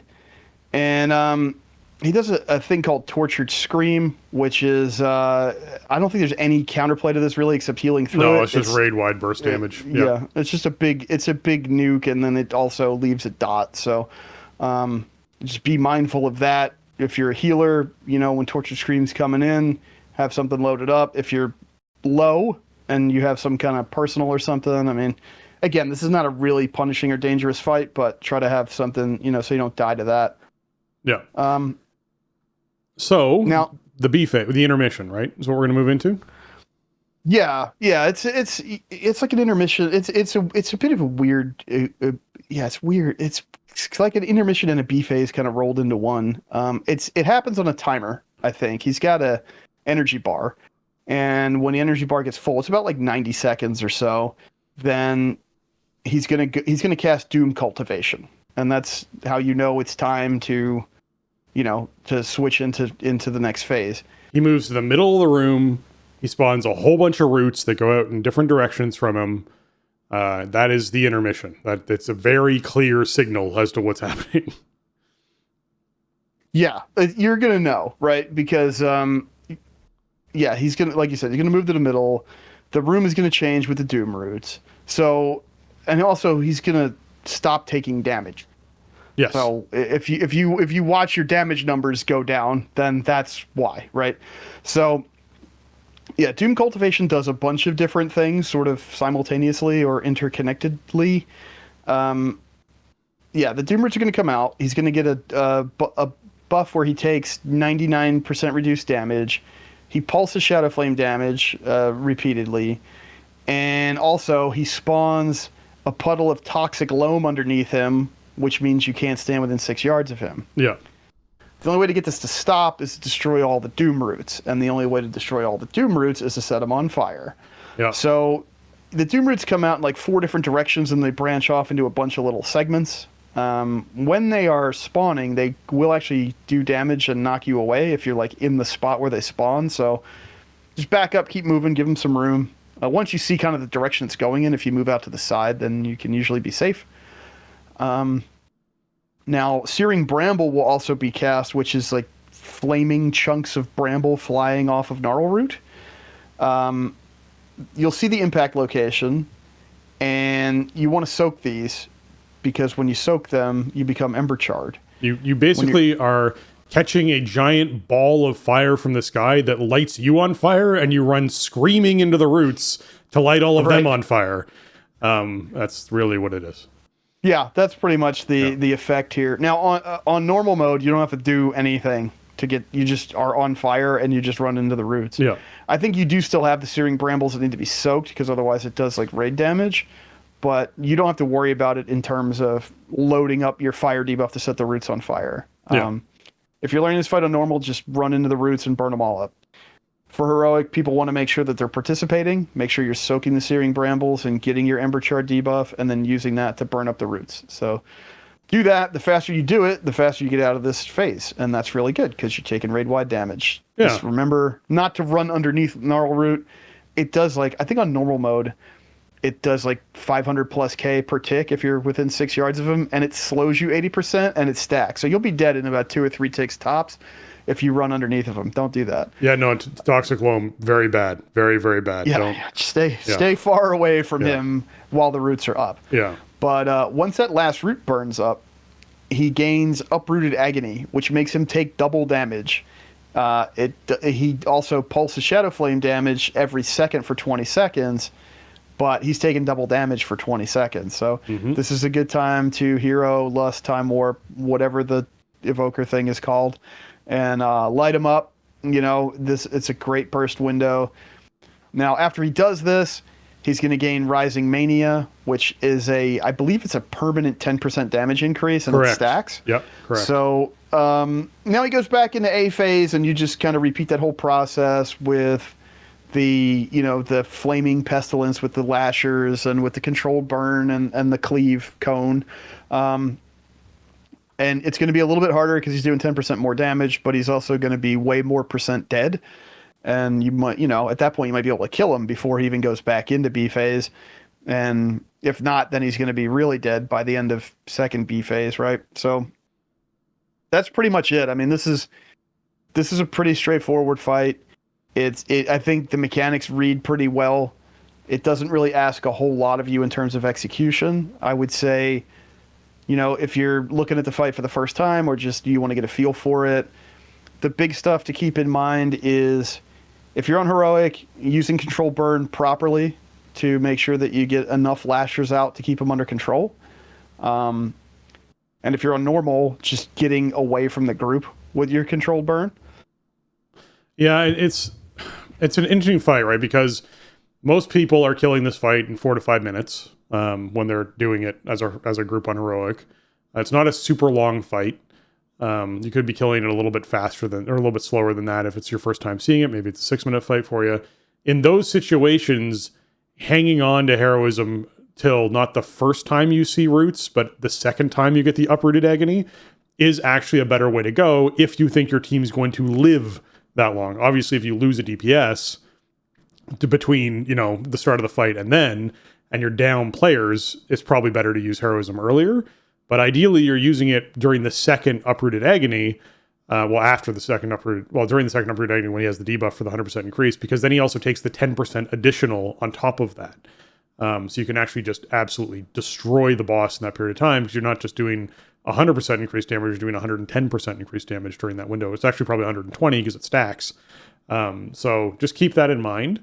But if you're a group that's pumping through this place regularly, I'm sure we'll get to the point, especially in maybe a month from now, where most teams are killing him in like 2.5 minutes. So first uprooted agony that happens, you're blowing heroism, the boss is down with an execute range, you are killing the boss before you even see another one of these. So I think overall, it's a great starter fight. I think there is enough mechanics in this for players to sort of have to figure stuff out and recognize that this is a raid boss and there's, raid mechanics that you have to do. But I don't think it's punishing enough with one-shot mechanics and whatnot, other than running through the middle of the boss, which is pretty easy to learn not to do. Don't touch the hot stuff is basically what that one is. I think they started off well with Nalroot. Yeah, it's more of a boss than some of the other first bosses we've seen in this expansion have been. And I don't really want a lot from a first boss. I want it to just kind of be a loot pinata to get you started. And so this one is okay. I think this one serves that purpose pretty well. It's a really thematically cool fight, and it kind of sets the whole stage, right? You're fighting this like burning tree, and you're fighting it with fire, and that's okay. That's the whole thing that we're doing here. So it sets the stage pretty well. And yeah, I mean, I think, we'll probably get to the point before too long where you're just heroing at the top on this fight because it just shortens it overall. Like, yeah, okay, you're not getting the heroism during that you're burst executing window, during the uprooted agony anyways. So right, what's the yeah, point? like you're basically killing him in A phase. I think it will probably get there eventually. But that's the biggest stuff to take away from this is watch control burn and make sure everybody's bought in on burning the roots. If you got everybody trying to burn up the roots, man, you're going to get out of that phase really fast, and then you can nuke the boss. So it's way less dangerous that way. There's nothing else to do anyway, right? Like it's not like the boss is taking any damage. So, if you see any, I don't know, hard casts flying at the boss during this phase, you might want to have a conversation with your crew. Like, hey guys, the boss is taking 99% reduced damage. Please run around and burn up the roots. Thanks. There's nothing else to kill, I mean, you might have to clean up some lashers. There will probably be some lashers alive as you transition into that phase, and they do need to die. And then after that, it's just all about burning up the roots, and then you can nuke the boss down. Yeah. But yeah, really good first fight. I mean, I think a bit more challenging than what we saw with Dragon Boss in Aberrus and with Elemental Draconid guy in Vault of the Incarnates. It's a little bit more involved. There's a little bit more going on, but it's still like a straight up first boss. Yeah. All right, moving on. Agira the Cruel, driven by cruelty, which not surprising. Agira is able to forge devastating weapons from the screams of her enemies. With a verdant realm of the Emerald Dream, the Torturer seeks to expand her arsenal. I'm I don't know how she crafts weapons with the screams of her enemies, but cool. She's like some sort of sound weaver. It's like really weird Jarden magic, you know? It is, yeah, apparently. All right. Man, what's this room like, Jason? How's this room set up? So this room is kind of like oblong, you know, it's a bit wider than it is long. And you'll notice some like weapons impaled through some various NPCs at a couple different points in the room, making kind of a triangle in the sides and in the back, like the entrance where you come in. It gears up on basically sort of like a stage type of area, and you want to just tank her kind of right where she spawns and just spin her around. In terms of what she does as a tank, she has one of my favorite mechanics, you know, that they put on bosses for tanks. Vicious Swing means that her melee attacks also strike the next closest player. We call this a Saber Lash back from like ZA. Yeah, so we're like, oh yeah, it's a Saber Lash, like from 18 years ago, and people are just supposed to know what that means. But you know, it's a Saber Lash. If no targets found, her primary target's struck again. So you don't want to get double hit. So you want to keep your two tanks right on top of each other. The wrinkle here is that each melee strike also applies Drenched Blades. Drenched Blades is a Shadow Flame bleed that lasts for 20 seconds. It ticks every 2 seconds for 20 seconds, and it stacks. So, you know, you need to have an aggro target here. Both of your tanks are going to be taking melee swings, so they need to be mitigating as much as they can from those all the time. Then you want to switch off Drenched Blades. I think around like 5 or 6 stacks is the timing where it falls off and can be switched around. But basically, she also has some pretty long animations where she's not meleeing. So if she's in one of those and you're not bleeding and the other guy's bleeding, then probably taunt her. It'll be fine. That's the main tank. The biggest tank thing is making sure that you and your other tank are like attached at the hip for this fight and pointing her at the wall near where she spawns. You know, just keep everybody away from her and keep yourselves as close to each other as you can get. Right. Now, you mentioned at the top of this, the room is kind of like a bit like a triangle because where the weapons are, because there are 3 weapons. And during this fight, the entire gimmick of this fight is Agira will go around and equip a weapon, use that weapon, discard the weapon, and equip another one. You can decide which one she's going to equip throughout this fight. And obviously, if she tries to equip a 4th weapon, you die because there isn't a 4th weapon. That's the overall gimmick to this fight. Now, Jason, you want to go over the first ability that we should probably talk about here? Yeah, from the weapon abilities specifically, or should we talk about her general abilities that happen all the time? Let's talk about what we're supposed to be soaking to predict which weapon she picks up. We can force her to pick up weapons. Yeah. So, this is I found this to be really important, and on normal and heroic, there's particular weapons that I much prefer. Let's talk about the axe. I believe the axe is on the left side of the room as you walk in. And what you want to do here is have a handful of players. You don't want the whole raid soaking this, I find, especially on heroic, because you get sort of a gnarly debuff, and you don't want that on the entire raid. So I send my ranged crew over there to go soak up the circle around the axe on the left. And once she gets that, she gets Hacking Torment, which gives her the ability Umbral Destruction. And Umbral Destruction is a smash on her current target. It does Shadow Flame damage to all players, and it's reduced by the number of players within 10 yards of the impact location. I think she only casts this twice total once she has the weapon. So it's not some permanent thing you're going to have to deal with for the next 5 minutes or whatever, but you do have to react to it. On normal, you can just have everybody stack in both of these, soak up all the it's a meteor soak as I usually call it out to the team. You know, it splits the damage, so have a bunch of people in there. On normal, it's very simple. On heroic, it's also very simple, but it's a little bit more nuanced because it leaves a debuff called Brutalized, and Brutalized means that you're unable to diminish the damage of the next Umbral Destruction. So you want to split the group, and you want to split tanks, and you want to have one tank and half the group take the one Umbral Destruction and then swap it over. Taunt swap, have the other half of the group in the other Umbral Destruction, and then you're pretty much done. I think she only casts it twice, even on heroic. So I mean, it's super punishing if you do it wrong, right? Like if you don't have enough people in there, then everybody who's in it's just going to die. And if you don't pay attention to the swap, then a lot of people are going to die. But it's a relatively simple mechanic overall. It's not really that punishing. Just requires a little bit of forethought and some planning. You know, you can say exactly who you want, except for maybe the tanks in each of the soaks. So, yeah, it's it's a pretty familiar mechanic, and it's not. I mentioned it, but the thing to point out here is the ability she gets from these weapons. They're not like a permanent upgrade to her in combat. She has them for like the duration of that phase. She like uses the power of the weapon up and then moves on to something else. Right. Now, let's talk a little bit about how you forced her to actually pick the axe in the first place with Mark of Torment. Yeah. Okay. So when Mark for Torment goes out, there's actually, this is kind of nasty. Like it's a big knockback, and it is a lot of Shadow Flame damage that goes out. And then she starts, she's just like channeling these sparks that you have to avoid. They're like 4-yard circles. She does, there's like a debuff going out during it from the soak that I sort of mentioned.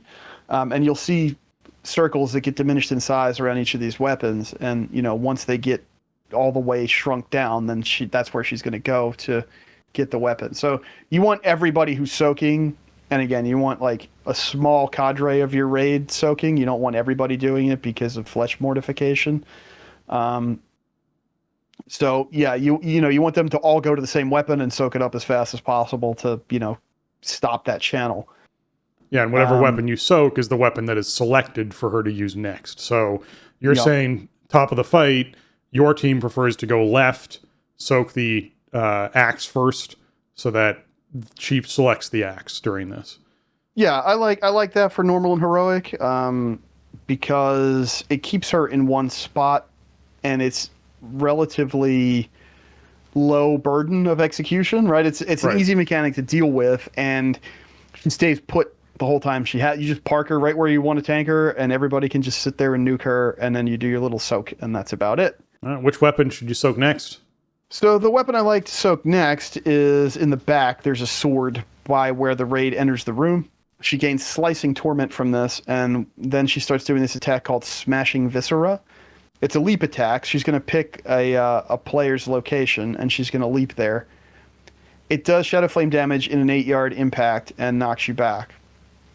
And it also does Shadow Flame damage, some Shadow Flame damage to the whole raid, even if you're not in the impact zone.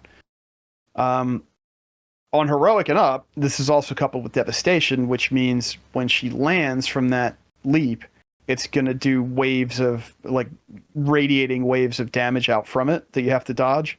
So a little bit more complicated, but still, you're going to be on the move in that phase anyway because she's leaping around. You don't want to get leapt on. So just keep moving.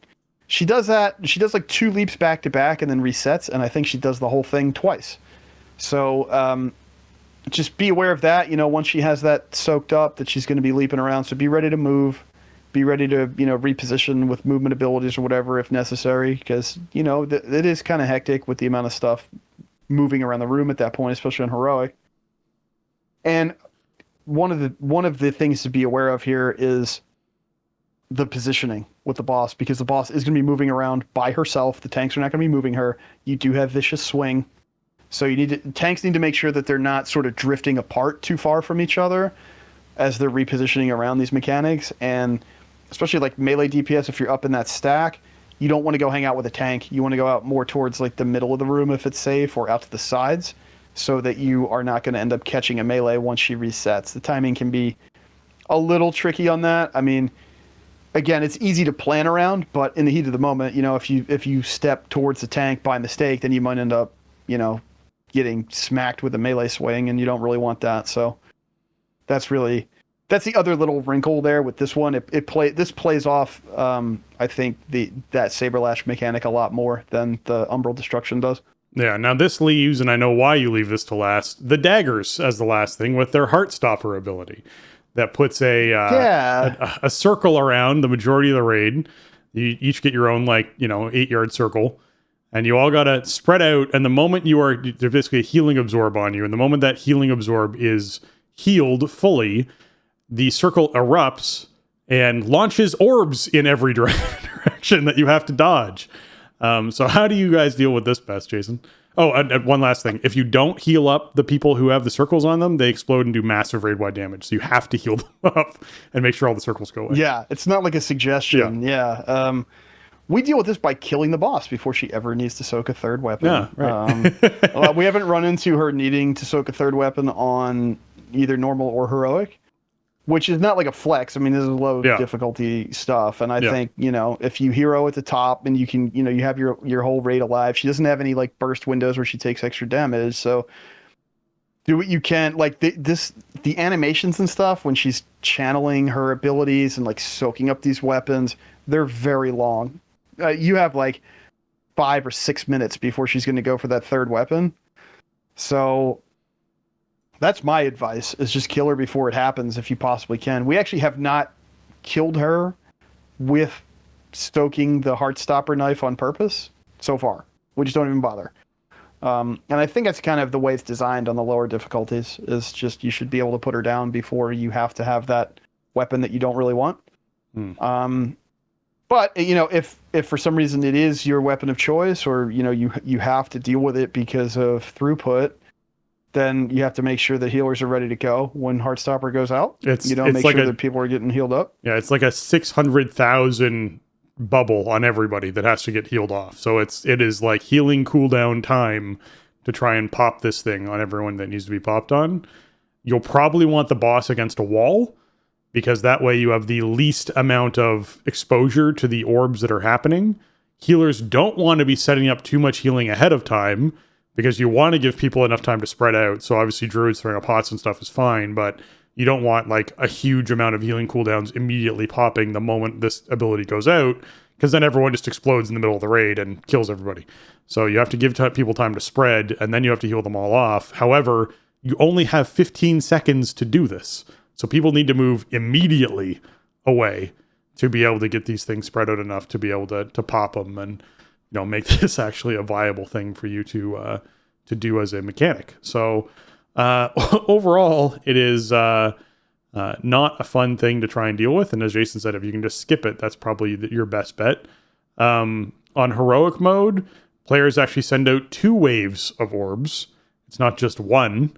So you have one big pulse of orbs, and then you have a second big pulse of orbs that come off each player when this is happening, which makes it really hard to dodge all of them. So this is another one of those phases where it's like, hey, stop what you're doing and dodge, and then, okay, resume what you're doing. Because you're going to have to deal with it twice if you choose to use the Heartstopper earlier in the fight as your ability. But I'm with Jason. Save the dagger to last. This is going to be the hardest mechanic for the majority of your raid to deal with. On this boss fight. I think overall this is probably a pretty high mechanic boss for a second boss, but I like that you can kind of dumb it down by selecting the order in which you have to deal with mechanics. Because of an ability like this, because of an ability like Heartstopper, it makes this boss actually really interesting as a second boss, because you're like, oh, okay, there is this really crappy mechanic to deal with that's very difficult for people to deal with. Let's just avoid it as much as we possibly can, right? You could technically have heroism all set up so that you just try and skip this as much as possible, right? Which I think is a great way to sort of line up for this boss, is just being like, yeah, you know what, let's try and skip Heartstopper. Yeah, for sure. And that's what I've done mostly so far, and it's worked out pretty well. I mean, you make a good point that this is kind of a mechanic intensive fight for a second boss, but I think there's some smart design that mitigates it a bit. One thing being that she doesn't do all of the possible mechanics at once. Like, there's no overlaps with the really bad stuff. She only picks one and then does it a couple times. Oh man, if this boss fight was one of those fights where once you'd chosen a weapon, that weapon lingered around and continued to do its thing until and it just kept being additive to where it would be a nightmare fight for a lot of these. Yeah. Absolutely. That's why I expected it would work when I first started doing it. And I was pleasantly surprised. You have a lot of time between her abilities charging up and stuff. And also, like, when she gets the bad things, she doesn't use them that many times. So I think that offsets the total amount of stuff possible here from it feeling too bad, which is nice. We didn't mention a couple of her main phase mechanics. Like, there's a couple other things she does throughout the fight all the time. One of them being Twisting Blade, which there's not a lot you can do other than dodge. She's going to pick a player, and she's going to face their direction, and she's going to shoot these 3 like Shadow Flame blades out in that player's direction. You just got to make sure you're either wide of it or in between 2 of the blades, and then you'll be fine. The other thing she does, which is very disruptive, is Blistering Spear. Yeah. And this goes out on like 4 players. I don't know if it's always 4 players or if it's just 4 players above a certain raid size, but we always get 4. So it's a 10-yard circle. Those players are going to be tethered to the ground and taking Shadow Flame damage. And yeah, they're also going to be radiating a thing called Blistering Torment, which is it's like a 10-yard pulse of Shadow Flame damage until the spear is destroyed. They get plates, these come out, have people fan out near the boss. Don't overlap each other. The circles can overlap, but not the players. And everybody should be switching and nuking down the spears so that break people out and stop the pulsing damage. Yeah, the big thing here is clarify, if you're the player who is selected with a spear, the best thing you can do is commit to the fact that you're stuck in fire and just kill the spear that you're next to. It's very tempting to try and keep running out of the circle because you're standing in something you shouldn't be standing in. The mechanic is holding you there. So the best thing you can do when you get this ability is turn and DPS that spear as hard as you can to try and break it out so you get out of it as fast as possible. Yeah, and everybody should be helping out, as much as you can. Obviously, it's kind of hard for melee because you are going to be taking damage in that 10-yard circle. So, if you have a decent split with melee and range, then range players should really just pivot and blow up those spears, and then you're done. The important thing is just having a plan for like where exactly these are going to go. I know they're like weak auras that will help you have very specific positioning with them and everything. I feel like for the lower difficulties, it's not really required. It's not essential that you do that. Players just need to know, like, okay, we want them somewhat close together for cleave and stuff, and we need to like not drop them on each other. We need to not drop them on the entire raid stack. We need to not drop them on tanks. It can be kind of attractive with something like that to just run super far away, right? Like, I'm going to heroic leap 40 yards away, and then I'm going to, drop this spear over here, and then nobody will have to deal with it. But now you're stuck to it, and it's hard for anybody else to kill it. So or heal you. Yeah, you want to create sort of like a ring, slightly behind your melee stack or something. That's what we tend to do. And then it's like everybody can kind of just turn and shoot it or whatever, and then you clear it up and you proceed with the fight. Yeah. All right, I think overall that wraps up the first 2 bosses. We will be obviously covering other bosses on future episodes, but I hope the people enjoyed that. Man, yeah. I think it's a really great intro to the raid. They're fun bosses. The visuals are nice. The arenas are cool, and they feel good to do. There's some pretty nice loot even early on. There's cool stuff from these bosses. So, I have nothing but good things to say about Amir Drasil so far, and I think the intro to the raid is really strong. So. Hopefully this stuff helps you out if you're, looking at progressing through these bosses in an organized way. We're going to do a bit of a different schedule with these because between the LFR release schedule and the way the LFR wings are laid out, doing our traditional thing of trying to do guides for the week that the LFR wing comes out just doesn't make any sense this time. I didn't want to do a Smolderon guide this week because I haven't even done it on Heroic yet, and I can't really speak to it intelligently. And it's one of the harder bosses. So if you're doing organized raiding, like you might not be really concerned about Smolderon at this point. So, we'll take a couple bosses here and there and go in more. I think go in the order that you should probably kill stuff based on like WoW progress stats. We're gonna talk about the easier bosses first and the harder bosses later. We're not gonna go 1, 2, 7. Yeah. Exactly. All right, folks, I want to take a moment to thank our patrons. They contribute a ton to our show and help us to improve on the content we create. Today, I'm giving a special shout out to Alianas, Arajian, Celian, James, Kapawi, Max, Shorel, and Vespin. Thank you so much for everything you give. We really appreciate all of our patrons, all of you patrons out there, contribute so much to our show and help us to pay for all of the production costs that go along with it. Our Patreon is located over at patreon.com/thestartingzone. And we got no new patrons this week, but again, just an incredible thank you to all of you for your support. We appreciate it so much. Yes, thank you, patrons. Your support means a lot. It helps us keep the show on track and keep new episodes headed your way and help us, keep our archives online and all that stuff. So thank you all for helping us make the best show we possibly can, and your support means a lot. All right, another great way to support our show is over at your iTunes, your Apple Podcasts, leaving us those 5-star reviews. I know it's a bit of a pain in the butt. You got to deal with Apple to be able to do it, but they do help raise us up those charts so more people find the show, and we love reading them here from our listeners. This one comes in from Techno Kitty out of Australia, entitled Best WoW News Podcast. Fairly new listener, hooked from the first listen. The WoW podcast I didn't know I needed, and is now my go-to WoW news and discussion. Always looking forward to new episodes. Well, thank you so much, Techno Kitty. I'm glad that we can support and help your WoW gameplay and keep you up to date on what's going on. So thank you so much for listening. Big shout out and thank you to all of our Australian listeners. I had a really good time at BlizzCon hanging out with Panda. He came up. It's great to see him. Haven't seen him in a long time, so we got to hang out and spend some time, and we got chicken and waffles together, and it was a good deal, man. We had a good time. Yes, we love the Aussie WoW fans. They're some of the best and most passionate in the entire world, and so it's always awesome to hear from listeners from all over the world. So thank you, Techno Kitty, for taking the time to write in and let us know, and glad to have you aboard. It's great to hear that you're enjoying the show, and we appreciate you helping us out with the review. Yeah, that wraps up episode 607 of The Starting Zone. If you want to check out show notes for this episode or leave us a comment on the show, you can head on over to thestartingzone.com, the official website for the Starting Zone podcast. If you want to contact the show and leave us your feedback or ask a question, you can email us at thestartingzone@gmail.com or tweet to us on Twitter at The Starting Zone, or you can join our Discord server at thestartingzone.com/Discord. If you want to get your hands on some TSE gear, you can find that over at TeePublic. That's teepublic.com/stores/The Starting Zone. We've got plenty of designs on shirts and mugs and stickers and all sorts of stuff over there, including some additional colors that I just made sure that we added in because I hadn't gone back through that store in a little while. There's now a tie-dye that was not there before. You can get tie-dyed shirts, apparently.